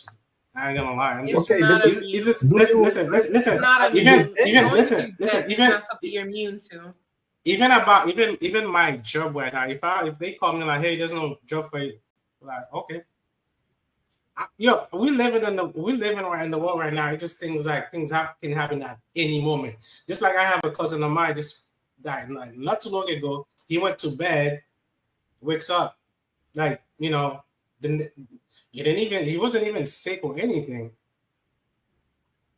What, he died in his sleep? In his sleep, yeah. Like it's just like things happen. Like he's just like I'm just kind of like. Yeah, I 100% understand where you're coming from, but what I'm saying is you can't live your life that way, always expecting the worst. If you don't, every situation, I get it. But if you don't, when it actually happened, then it happened. Then you'll deal with it. Then you don't need to brace yourself for deaths or for bad news. You just have to accept it when it comes your way. It doesn't mean you go through life just stick it to yourself like it's gonna happen, and try to anticipate it. Like just when it comes, unfortunately, you just have to deal with it. It's so unfortunate that you lost so many people in your life. But like honestly, it's like you said, it is a part of life, but that's not the way that you should always think about life. It's super beautiful. And if you keep going through it, expecting bad news, expecting bad things to happen, you're only going to manifest it. And it's just not a happy or healthy way to live. Especially just bleeding into relationships like that. Like, that's just not the way to go. Then you lead to trust. And it's like, oh, you know, No, the thing about life, the only certain thing about life is its uncertainty. You know, you're here today. Yeah. It's like you're here today. Before they used to say like here today, gone tomorrow. No, like life is one of those things where it's here today, gone today. Yeah. And it's like that should not, and the uncertainty of life should not bleed and leak into trust issues in a relationship. It's just that is life. You know, like it's not about church. It's about like it's just like I feel like I said. But you're preparing for the worst. But it's like you still can't prepare for that. Even okay, for example, I'll give you my mom, she had cancer, right? And they gave her 6 months. And although the family was there trying to prepare, even though she had a poor prognosis, when it happened, they still weren't ready. Yeah. As much as you cannot prepare for what has not happened yet. It's like how can you? Here's the thing though. This I'm gonna say this. You guys, I get it. I kind of see why you guys think that way. For me, it's deeper than that. I have some like within the I would say probably like 5 years. I would say I had like almost like my dad, my brother, my auntie, my cousin, 2 cousins, another auntie, and it just feel like let me ask you this. Let me finish this. And then on top of that, it's just like when I think about life, I was like, man, what is really life is really about? And I think about like job, and I was like, well, even my job, I feel like you know what. That's something I have to. I feel like it got to a point where for me, anything in life, I feel like I had to make sure I'm just prepared. That you're what? but Because I just want to That be you're what, like Lunette? What strong do you say? In life, you gotta prepare that what? for the worst. Like that's just me. I know you guys probably let, disagree with that. It's just like I me. get Just me. no, I get what you're saying, Lunette, and I'll I just get add it, on to but that, and I'll say to add on to what you say, prepare for the things that you can control. Exactly. Yep. Yeah. You can't prepare for death. You can't prepare for life. You can trust your partner and hope that they'll remain faithful, and you just believe that they will. But just say if it happens, then this. But don't live life like, okay, today might be the day. Today might be the day. Today might be the day. Mhm. You know what I mean? So prepare for the things that you can control. And then the things that you can't, like Atana said, you have to accept it. You miss the simple joys and just life. And you said, what is life all about? Life is about living. Everything that we do Yeah. as friends, as family, that's what it's about. That's why every time you guys have a function, I always have my phone out, recording and capturing the moments, because you're going to sit there in bed one day or on your phone and you're going to look back, and those are the things that you kind of yeah. in the midst of it, you forgot all about it because you were enjoying the moment. But it is beautiful to go back and relive it and say, you know what, we had a time that night, or look how happy so and so was when they opened up their gift, or you know what I'm saying? Like even your dad's party last night. I was not your dad, Jep, your dad, Jep. You know, even his party, you know, we singing, he's like, yep, keep it going. Yep. Those things I just love. I love family, and I love those moments. And that's what it's about. It's about enjoying more of those. So Yeah, man. I get what you guys saying. Yeah. It just like I don't know, man. It's just life. And It I'm is sorry life, you're going through really. that, but it's just not what life is about, honestly. It's just unfortunate events have occurred, but it's not But what the future is going to look like. And my I just thing feel is, like he's being really numb to a lot of situations instead of just accepting the fact that some people will pass, that some bad things will happen, but it's not all the time. Like it's yeah. not a reoccurring situation. Linus, do you feel like you've dealt with those situations, like you've how do I say it? You've talked to people? Because sometimes you can start feeling that way when you keep holding all these things in. You don't talk about it, because I know some people, something like that will happen, they don't even cry. that's And the it's thing. just, I mean, it's all those trauma just built in, and then it's just, it's not good. It's not And that's how healthy. you lose. That's how you lose yourself. Yeah.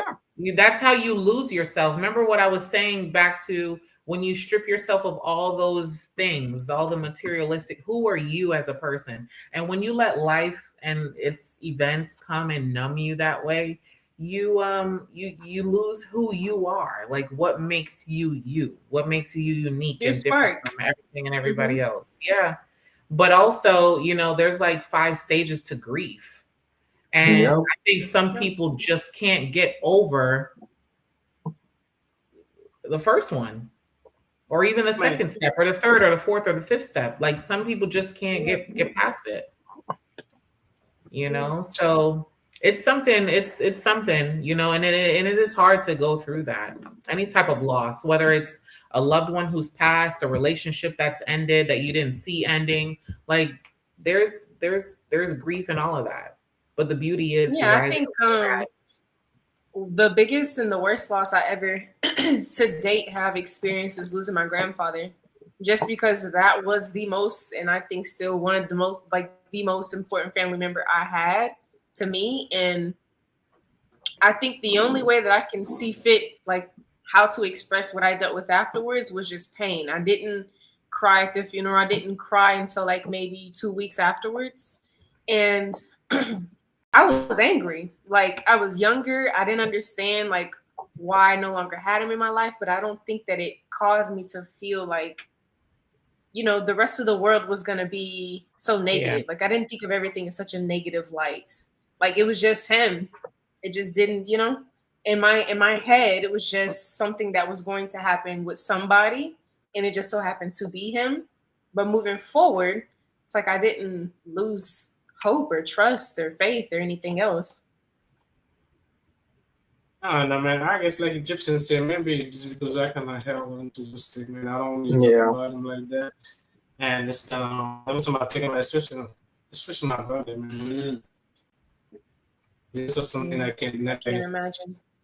I can't imagine. You Yeah. get Well, over it. But just know I'm here. It's never too late. You can always talk. Appreciate it. I'm Thank serious, man. You can always talk to me. I'll give you a hug next time, Lunez, like I always do. Because sometimes I'm telling you, but like even those things, like now that we know, it's like you'll see how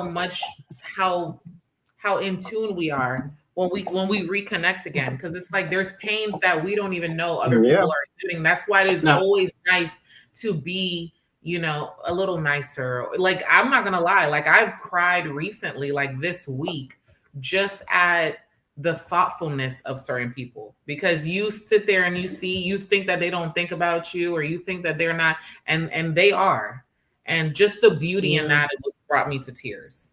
Not the pain of what has happened prior, but just the beauty and just the beauty of us as human beings. No, we're here for you, Linus.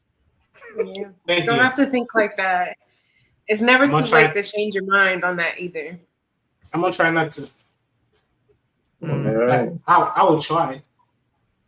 No, and Luna, sometimes you gotta feel all the feels, and sometimes it may come all at the same time, and you're like, "What the hell?" Yeah, and especially if you don't deal with it, like when all that hurt, all that pain just bursts at once.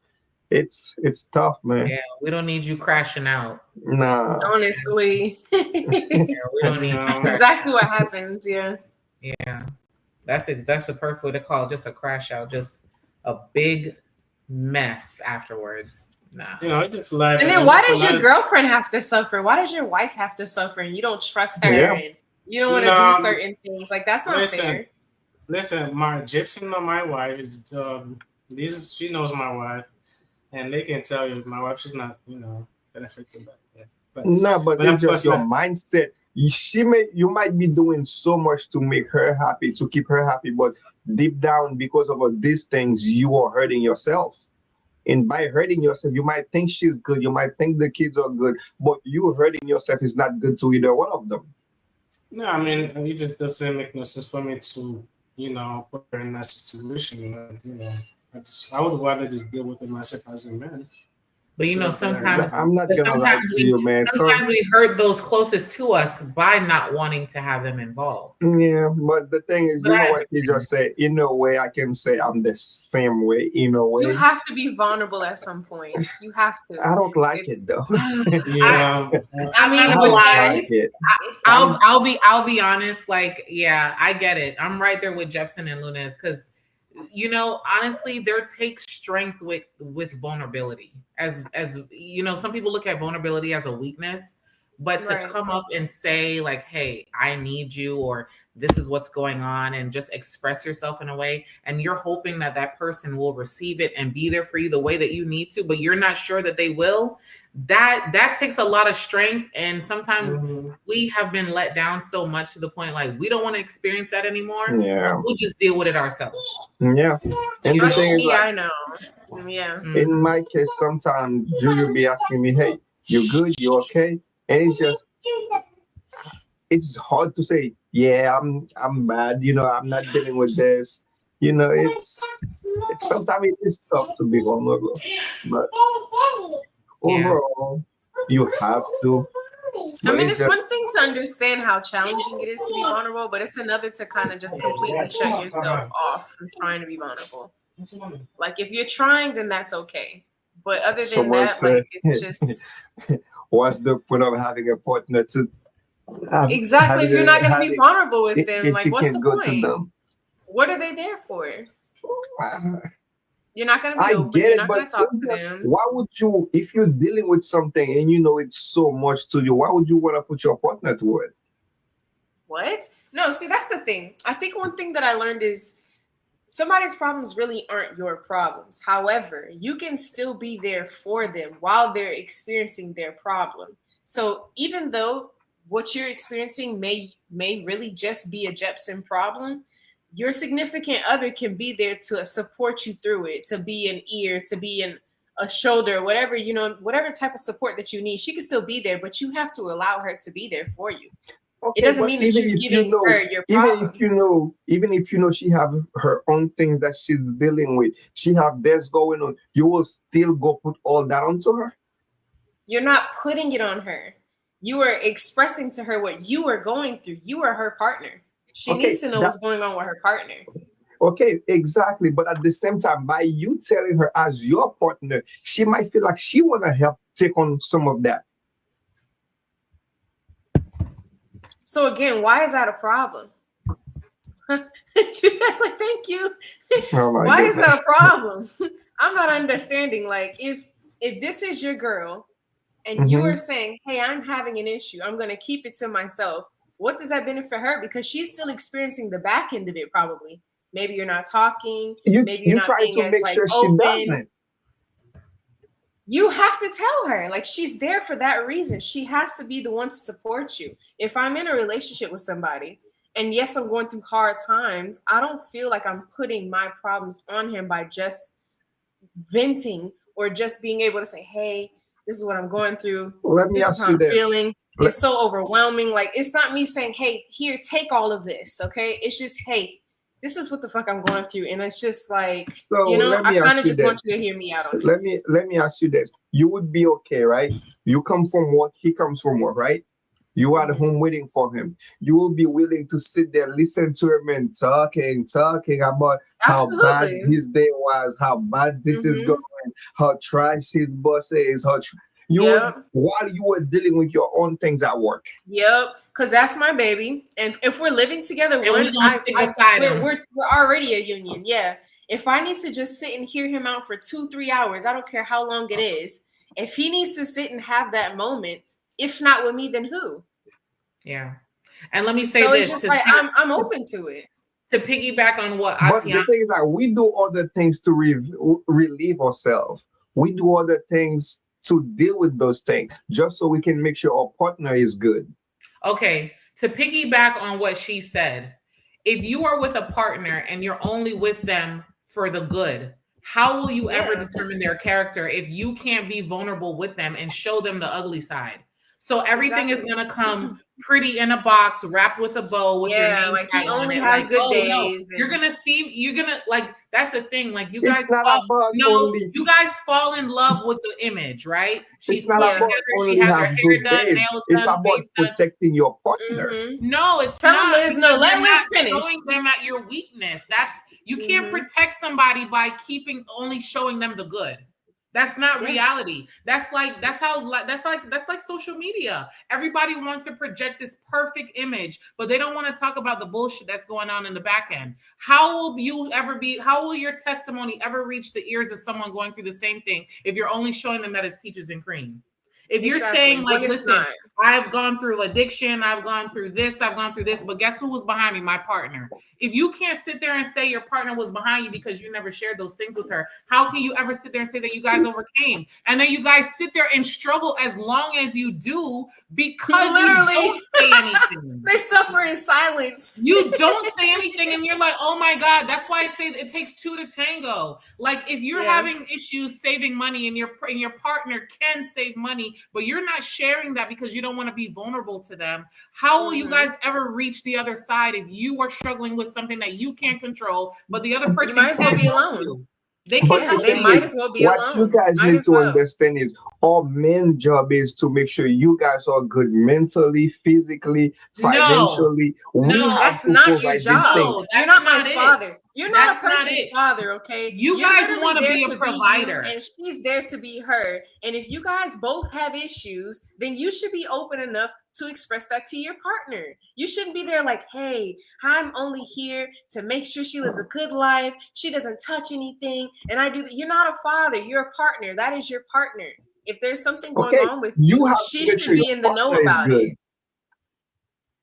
But how I'm can sure we make she's sure good. The lights if are on, the partner is bills not are sharing paid. those You things can't with tell us? her about a bad day. Like, listen to yourself. Oh my You God, can't you tell her guys. about a bad But then day. it's funny because you guys, but then this whole, you know, like there's so many people who go undiagnosed with these mental health issues because they're in this whole thing of, oh, I don't want them to know. I don't want them to know. And then mental health becomes an issue. And then sadly, you breed that in the children that you guys want to have.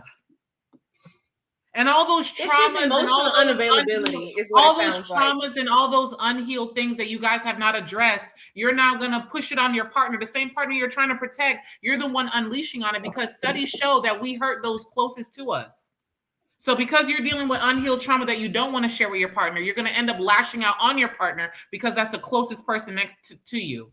And then when that person, because you want to be the provider, right? And you want her to stay home and care for the kids, she's going to have unhealed trauma from your unhealed trauma and now put it on your child. And that's how generational things start. So I get what you're saying. If you're going to step into a relationship and call it a marriage, it says that the two shall leave and the two shall become one. Like, that's what it is, that you guys should become one. So my problems are your problems. Your problems are mine. Because it's not that we're both going to be in a funk at the same time. You're going to be in a funk, and I'm going to be there to kind of lift you up. I'm going to be in a funk, and then you're going to be there to lift me up. That's what it is to be a partner. That's that yin and yang. It's about a balance. You can't sit there and say, like, oh, I want her to carry everything. I want her to be everything for me. But then here you are suffering in silence, and nobody's there to help you. And then mental health becomes a problem. And then now you have a bigger problem than the initial issue that you guys were supposed to be talking about in the beginning that you didn't want to share. I mean, I get what you're saying. What are women to you guys though? Like possessions? Like you keep her happy? No, you get her pregnant. She's cooking food. My God. But you don't want to tell her about your day. Like what is the women's role really in your life? I'll tell you, cook, suck, and fuck. You know what I'm saying? Like, I want to hear the guys. Like, what is your woman there for? And clean. Don't forget about the clean part. Hey, I'm not going to answer that. I just answered for you. That's why. I'm just going to. You better answer. You better answer. Children. She has to be fertile. She has to have a little bit of money or be willing to be taken care of and put up. That's it. Like, there's nothing else. Just a mindless person in your house. No, this is the thing, you guys, like Egyptian said earlier, it's just certain things that if I know that's gonna put my partner in a bad position, why both of us have to be feeling the same way just because I want to share with you what's going on? Why would I want to share something bad with you? Why not? That's life. You're making me upset. I'm scratching my head. Like, why would you not tell her about your bad day? Why not? I'm not understanding. It's because it's just a bad day. Tomorrow will be better. Not because I'm feeling bad. But you share it. Have you ever have women spiral out of control just to tell you one story? It's because of all those different emotions. Exactly, because we go through all those emotions that built up to that very moment that we're sharing. Okay, with you. The thing is, and you guys need to share these things. You guys shouldn't be holding these things. But you guys should, though. So Jeff, you want what you're not willing to give? It's not about want. It's about protect. I mean, to me, I feel like if a man, every time he came home crying to his girl about what happened, yeah, I feel like I'm not gonna call you guys. You would be okay with your man come every day. Your man come from work complaining about something. You'll be okay with that. Okay, Jeff. Let me I wouldn't care. Jeff, let me say you wouldn't care. Jeff, after a few days, you'll be like, man, this man always coming here crying and mourning. I feel like it's only when a man is so emotional, like, and he's out of control about certain things. Fine, yes, now I have a problem. You're coming in, especially if you're the provider, and you're coming in from a hard day's work. You have had some issues. It wasn't necessarily a day that was to your liking. It didn't go in your way or something happened. Let me hear about it. There is nothing wrong with me sitting here just hearing you out. It's free to make you feel a little bit better than when you walk through the door. It's no issue. I don't understand what the problem is. Jeff, you just said that tomorrow would be better. So it's not every day you're going to come in complaining. So exactly. You just That's said what it. I'm You saying. If you it's you just just He's said just it being one like bad difficult 3 for no day, minutes reason. ago. He knows we're right. no, He's no, being no. difficult If for it's no just reason. one bad day, there is no need to, get you involved in that. But but then what if there are more bad days than good? Okay, then that's And when at it what becomes, point are you gonna share them? as a man, we'll deal with it. Here we go. Okay. Okay. Alrighty. You sit in silence and you Is suck. that Okay. Jeff, is that a cultural thing? Or right? I don't think it's a cultural thing, no. Lunas, I do I you think share? that's a very village mindset. I don't think that that's something that you should be going through, especially nowadays where the economy and life is so fucking shitty. If you don't feel like you can go to your partner and just simply have a conversation and express yourself, I think that's a really huge issue. If it's to the point where, what I'm saying, if it's to the point where, okay, where you need to tell the person, yes, but not every little thing that happened in my day, I'm gonna come and be like, hey man, today was a day my boss did this. No, it's just, that's not what we're talking about. I thought we were initially talking about them having issues, like period, like them having something that they want to be vulnerable enough to express to their partner, but they just don't feel vulnerable enough in themselves to want to do that. Yeah, but to bring it back to my point, it's hard for us men to just be vulnerable. It's not something that we just can just do. So why can't you open up to your partner? You're not exactly answering that. Why can you not open up? What is the problem? I do it sometimes. I do open up sometimes, but it's not that something that we just do automatically. We just like to just do it, especially if the person. So your woman has to dig that out of you. Is what you're saying? If she doesn't ask, it's not like I'm not openly gonna be like, hey. It's just tougher for a man to do, where a woman can just come and be like, hey, babe, you don't want to know what happened to me. So that's a yes or no. She has to dig it out of you, Jepson. She has to ask you in order for that conversation to happen. I wouldn't say she have to dig it out, but it's just not. That's not something we just gonna come out and share. So it's a yes. Okay. I wholeheartedly feel for Judette. I'm sorry, Judette. I feel that you should be a little bit more vulnerable with her and express, hey, I've had a bad day. Hey, this was tough. Let me tell you. You shouldn't have to dig it out of you and you're just having a bad week. You didn't have to go that far, because it's not to that extent. Like I say, I do open up. I do try to share, but it's not something that we as men, we just openly like to just share everything about our days. Where a woman will come home and tell you exactly every details from the second they clock in to the second they get home. They'll be willing to share every details, but as men, we're not openly gonna be like, oh, you don't want to know what happened, just so you can start telling every details about your day. We don't do right that. there. All right, Jeb. Look, I got a statement, and then I have a question to follow behind that. Mm-hmm. So there's a quote that says, "A clear knowledge of my weakness is my greatest strength." Mm-hmm. So now that you know that you are not as open as you would like, or that your partner would like, now that you know that, are you working towards being more? I am working because towards it's good to acknowledge that you're weak in an area, but are you making strides to be better? I am working towards it. Or are you going to use the excuse, we just don't do it like that? Like, no. I am working towards it. I am trying to leaning on it like a crutch. But while I never said I wasn't trying to be better at it, but it's just not something we got a comment from the source firsthand. They said that is bull. You are not actively working on that. I'm telling you. So, I know Judette. I'm just saying. So I mean, Atiana, back to my original statement about dating someone. Like you said, you got to be true to you. So Jeb, are you being true to you right now? So because we're getting it from the internet line. What you're saying you're doing, you ain't doing. Guys, I am working on it. I've been working, trying to be more vulnerable. Because when it comes to that, I'm not vulnerable at all. I don't like to open up. Working on it, though? I'm working on it. I'm a work in progress. You know what I mean? Oh my God, that you triggered me. Let's turn the heat over there to the other corner. Let's turn the heat over. Are you the same way? Do you feel like you can't just go and tell your woman how you're feeling? Like all of what you've expressed to us, do you feel like you're just as vulnerable with your woman? Um, is this? Not y'all being the same. I mean, is this kind of like? Oh, he lying. Ayana, it's cultural. They're like that cultural. Oh my gosh. No, I mean, they're with each other all the time. Like, I mean, dog. It's like Gibson and I. Sometimes we be talking for hours on the phone. Like, this is like come home and talk to my wife about what happened at work. I do it every now and then, but not at a certain extent. Like, So you talk to Jefferson more than her about your day? Oh yeah. Not about my day. Like, so yeah, I think I spend more time on the phone with Gibson than my wife, to be honest with you.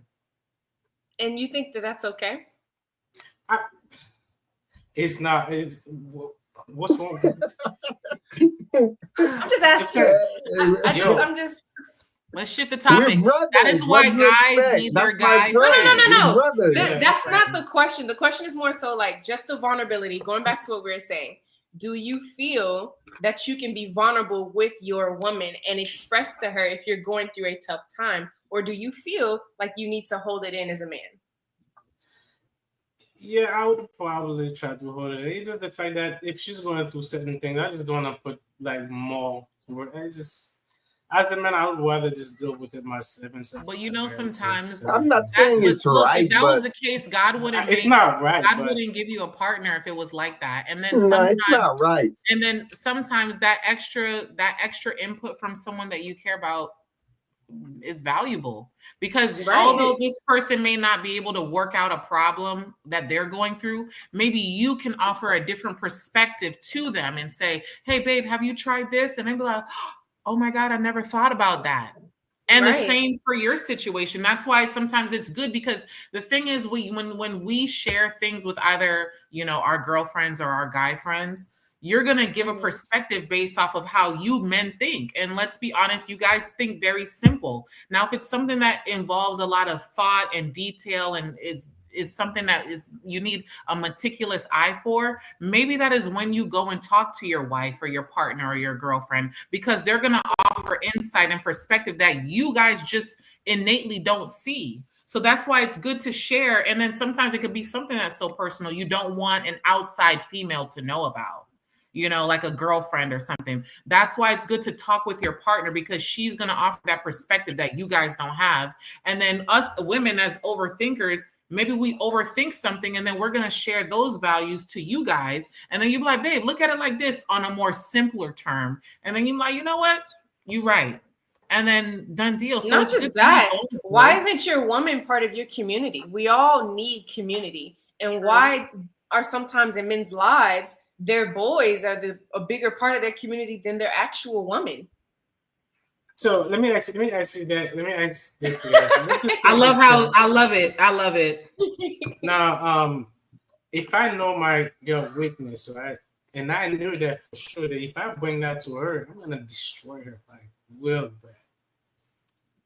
Like, gonna put her in a really bad position. What? Did you think? Now, he said if he have something going on by telling his girl, it's gonna put her in a really bad position, in a really bad state of mind. Would you still bring it up to her? But how do you know it's gonna put her in a bad state of mind? Like I said from the beginning, what I'm saying is that I know her. I know my wife. I know her weakness, right? I know. Like, I know that if I bring that to her, that's gonna put her in a, destroy her like really, really bad. I would probably rather just try to keep that to myself. But what happens if your plan? What if your plan fails and it destroys her anyway? And then she's gonna look at you and say, "Baby, why didn't you tell me this when it was going on?" In that side, then it becomes a trust issue. And that, oh my God, you were sitting here going through this suffering and not telling me, and now look at the position that we're in. Remember, in that sense, I'm gonna agree with Liz, because remember the time we talk about cheating, we always say it's always better. Let's say you're not looking to cheat, but if it happens, she might want to hear it from you instead of other people telling her. So I don't think you should have, if it's that big of a deal, I don't think you should have kept it away from her. I don't even think women really think that it's so serious, though. Is that this is? You don't know. You don't know though, Lunas. If you didn't present it, how will you know? The way I look at something could be totally different than how San looks at it. Could be totally different how Atiana looks at it. That's what makes us all unique. But you chose that person, and it said through thick and thin, they said through better or worse. Better or worse. But if you're showing them only the better, how do you know they're going to stick around for the worse? How do you really truly know? Because you've never given it to them. You've never introduced them to them. You've never exposed them to worse. And it's like, but he want to know if they fertile. He don't. Right. Yeah. How you know her ass is resilient? Like, if she doesn't have resilience, is she even worth it? Like, baby, I want to know you got it if I don't. And if you'll never know that, because you know, sometimes just because you carried a load doesn't mean, just because you make it look easy carrying a load doesn't mean it ain't heavy. Mm-hmm. And you have to share that load with your partner. That's why you have a partner, because if that was the case, you should have just been single and now just screwing whoever you wanted to when you wanted to. Because if you can't share them the weakness and the vulnerability and the problems, then why are you even? That's what makes a union a union. The good and the bad. It didn't say, do you take this person for better and betterer? They say better or worse.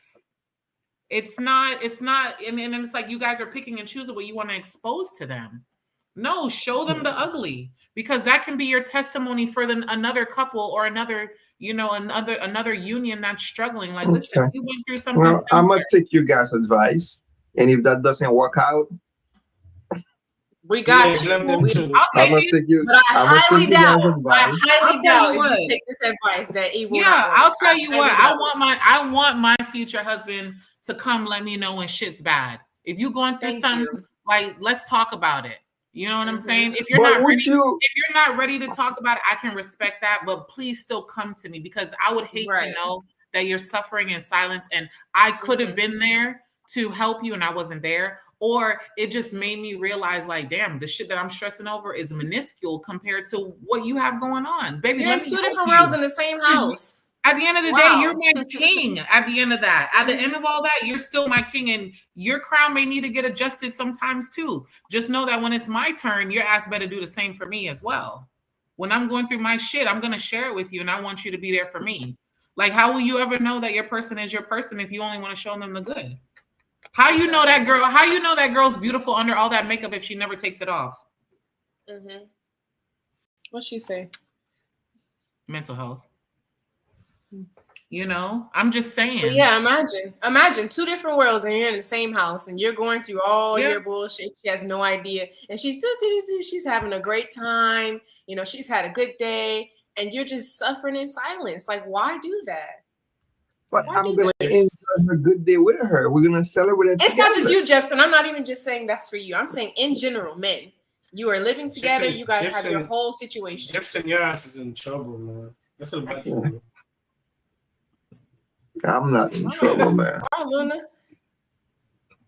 She didn't say you was in trouble. All I'm saying I thought that was productive conversation. I mean, for both sides. I'm not gonna lie. I've learned a lot from this conversation.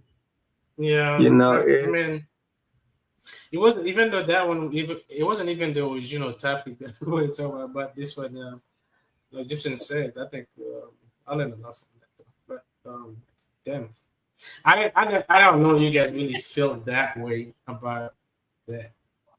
Well, so you thought that we wanted you guys to hold it in, to keep it in, like you thought that was what was best. I just don't want to be a baby crying. That's the thing. I just don't want to come home and crying like a little. Because as a man, we care about our pride. You just feel like, hey, I'm a man. I can handle it. That's how we take and it's just feel some type of way for me. It's just a little, I don't know, weird for you to be always complaining, crying about your day. Oh man, I had a bad day today. The next day or the next it just I feel like you guys will get tired of it. Like, oh my gosh, this man's always coming here complaining, mourning about his day was this. It's just But you also got to look at the nature of the complaint. Like if it's on some little stupid stuff, like, man, Timmy took my parking spot and he knows I always park. Then come on now, like. No, I'm gonna deal with Timmy. But if the problems are real, then why can't she hear about the real problems? I just feel like, your partners, like I said, when you sat there and exchanged vows, you said for better or for worse. And nobody, how will you ever, and you said, I do. You said, I do. So you do, and you should show them the worst. And then, God forbid, I'll give you a perfect example. I know someone right now who they're going through like some financial troubles, and they haven't paid their mortgage in like 4 months. And the wife never knew until the sister-in-law approached her and it's like, what's going on with the mortgage on the house? And then that brought up a conversation with her husband, who was responsible for paying the mortgage, who wasn't paying the mortgage. And now it turned into a topic of trust, money, and all these other things. And it's just like, when you keep certain information from your partner, it breeds issues that leach into other issues. Mm-hmm. And it's like, and then you have to determine too, if you can't show me the ugly, what part of the ugly are you willing to show me? Like, if you're going to keep away the small little details, what are you going to do? You're going to tell me when it's big and it's uncontrollable? It's like a cancer. Are you going to hit it when it's at stage 1? Or are you going to want to try to get chemo at stage 4? Let's attack it early on, so before it grows and festers, and we can develop a plan. Instead of me saying, baby, let's go out to eat, I could be like, okay, babe, I'm going to cook some food tonight. Are you okay with ramen so we can hurry up and get out of this financial bind that we're in? Okay, baby, your back hurts. Okay, let me go ahead and massage it for you. You got me tomorrow, right? It's about give and take. You can't always be with the taker, and and the giver should not always be giving. And you can be the man. You can still be the man and be vulnerable. There is strength and vulnerability. There really is. That's the real 50-50 that matters, not the financial stuff we've been talking about. That's the real 50-50 that matters in a marriage. I get that. It was a really good conversation, and I hope we all learned something. And I think we grew together. So we should definitely do this again. And yeah, it was productive. I've learned, I don't know about everybody, but I've learned some.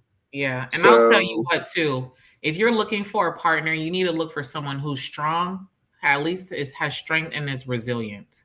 Yeah. Because life is turbulent. Life is full of uncertainties.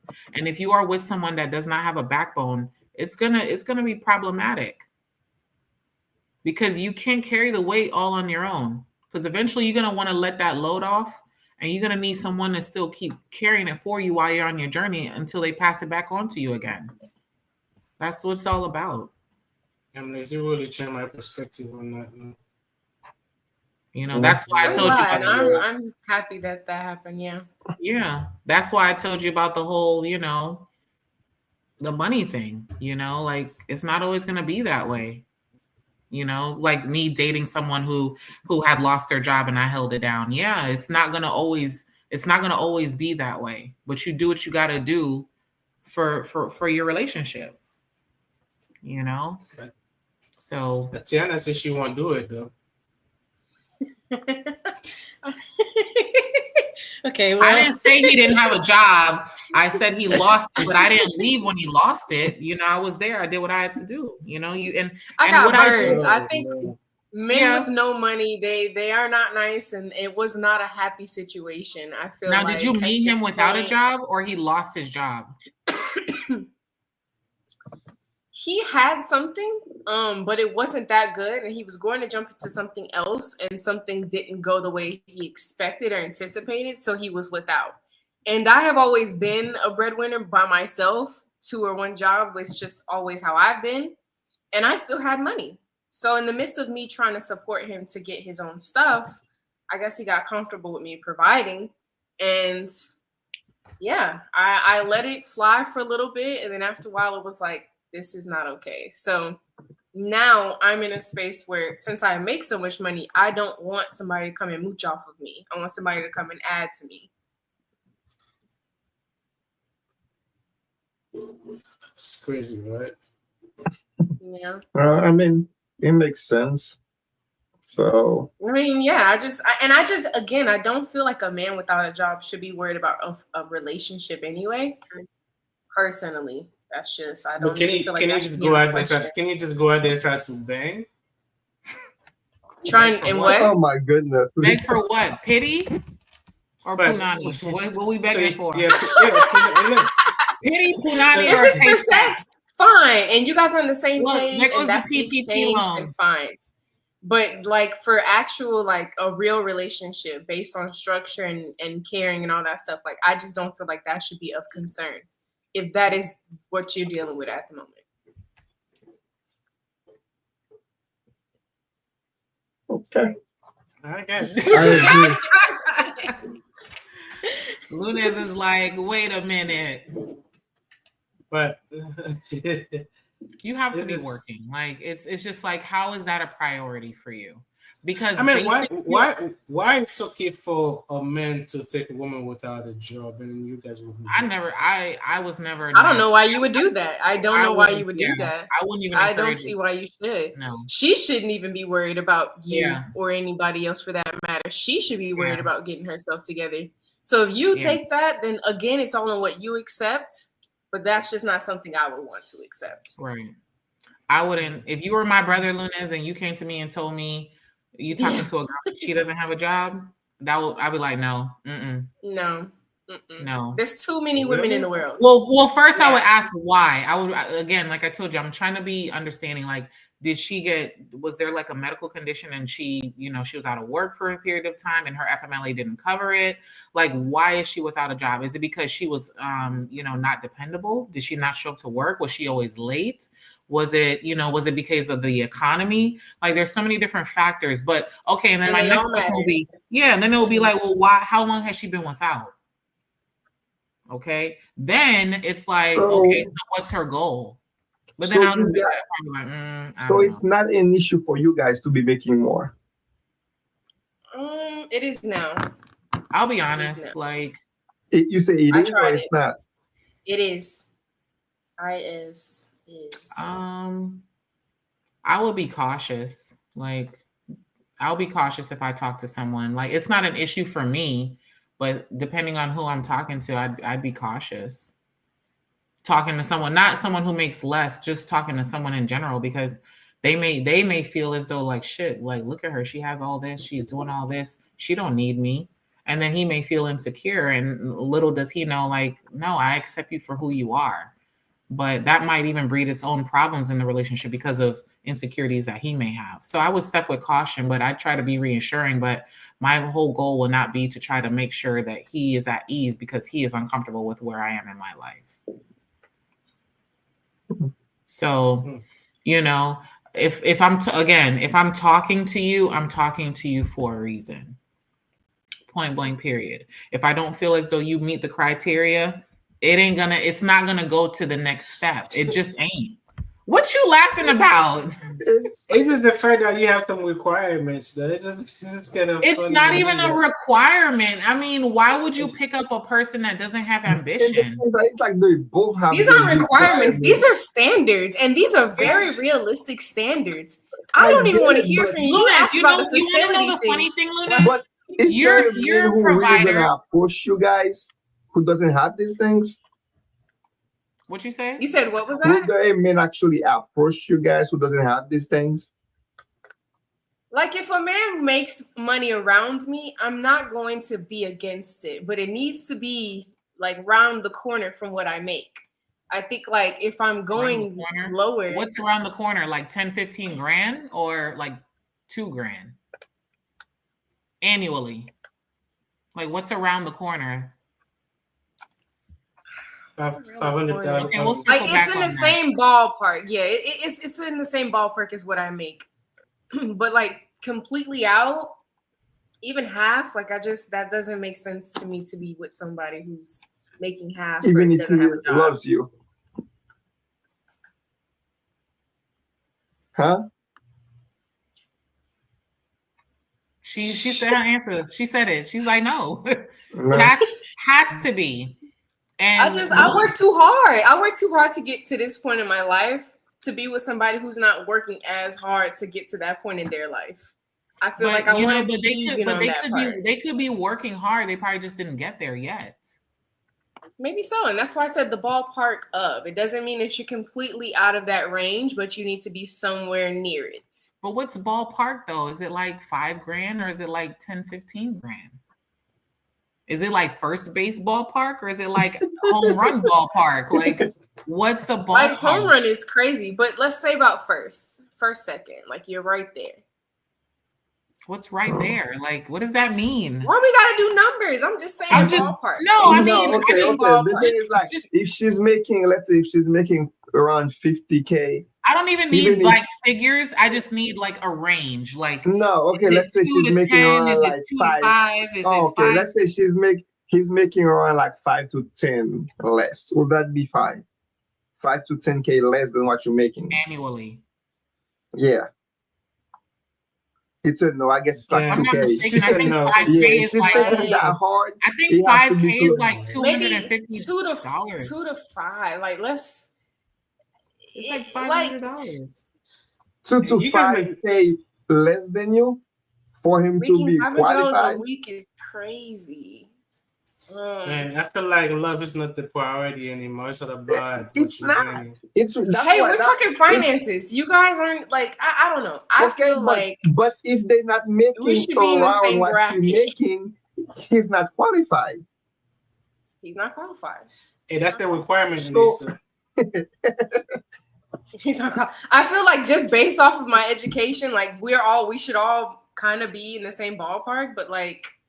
That's what I was saying. Like it's gonna be very unlikely for somebody who's already making way less than you to be talking to you in the first place. And if you got somebody who's those sort of people, okay. So if let's say for example, if you're making people who make less money don't shop at the grocery store to eat.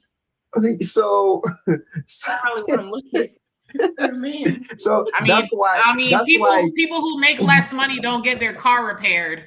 Hey, you know that's why let's not demonize like not being with people because they don't make less. Like let's not do that because I feel like you're being unevenly yoked. I don't want you in my pockets like that. I need you to make either the same amount as me or a little bit less.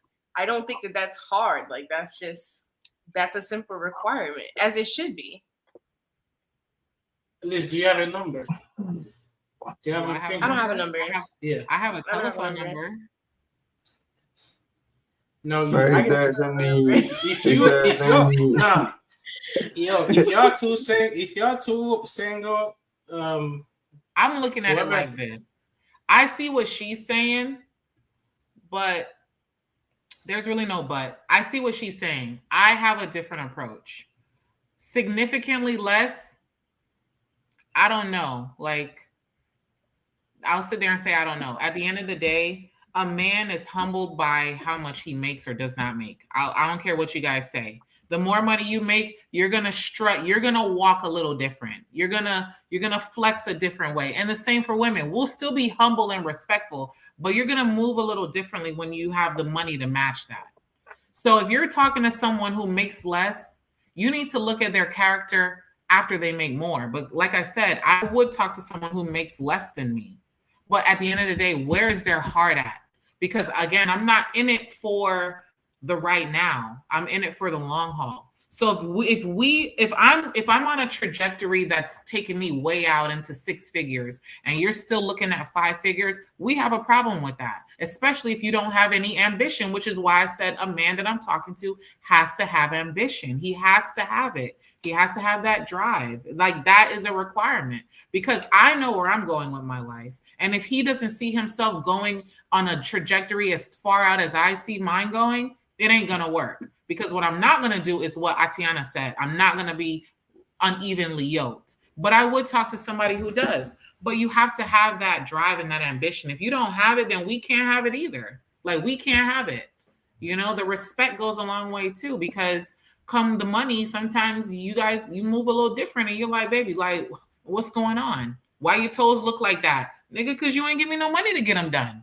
You know what I'm saying? Stuff like that. Like, you want something done, like, let it happen too. So if you do make more, I'm expecting you to pull your weight. If I make more, I'm going to pull my weight. But don't expect me to step into something and you want me to go all out because I make more than you. No, you still are a man, and I'm going to treat you like a man, and I'm going to treat you based off of how you act. But if you are stepping into this making less and you can't take care of the basics, what are we really doing? And then what are you trying to do with your life? At the end of the day, you have to have some kind of goal and ambition. If you don't have it, it ain't going to work. So, and that's kind of what reminds me. We were going back to that. We were originally standing on that it had nothing to do with the numbers. It had everything to do with the type of person that the man is. For me, I don't even know how we got here. I feel tricked. For, like, we literally for me, that is what I stand on. Like, I think I'm such an easygoing person when it comes to like wanting to find. I just want someone, honestly, at the end of the day, to just treat me right, have goals and ambition, and treat me right.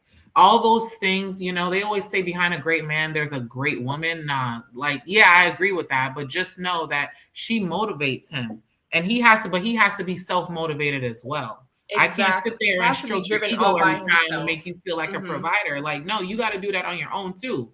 You have to have that drive and that ambition where you see yourself going, and, you know, and I'm not expecting you to tell me your goals in 5 years, but like, what kind of relationship goals do you have? What is the end goal? Where do you see yourself? And then that will let me know where your drive is and where you're determined. And every choice you make is either going to pull you away from where you see yourself or bring you closer to it. And that is what matters to me. As long as I know you love me and you respect me and you care for me and my kids, and you are a provider or will be a provider, I'll give you the chance. But when you sit there and you give false hopes and promises, and you're not making strides to get to where you want to go, especially if I'm going somewhere, nah, your ass can't come with me. Okay. It's about to turn 10 o'clock. Anybody have any closing statement? Anything you want to say? Lunez, you need to open up more. Jepson, you need to be more vulnerable. And me and Atiana, we gonna be out here looking for a man that's not intimidated by women like us. So basically, Jepson and I went tonight. No, y'all actually lost. They definitely lost. You guys definitely. I mean, if it's a battle of the sexes, y'all definitely are at the bottom. You definitely lost. They had nothing to say, as far as I remember. I think I know what happened. You want to know what happened? Tell me. Because I team up with Lunez, and I love it. That's what happened. Next time I'm on my own. Yeah. What do you get to One say? One time for the ladies. Yes, thank you for having me. I appreciate it. Can you stick around for like 5 minutes or right, like two minutes? Well, we wanted to say thank you for everybody who's watching, and hell yeah. Anybody who comment. Closing statement. When you're in a relationship, men, share your experiences with your spouse. That is why they are with you. Hopefully, that is why they're with you. Yeah, and women never settle. You don't have to carry that weight alone. Remember that. If you are with a good, solid woman, you don't carry that weight alone. I got you. It's good to know. All right, y'all. Thank you guys for tonight, and stick on for a little bit.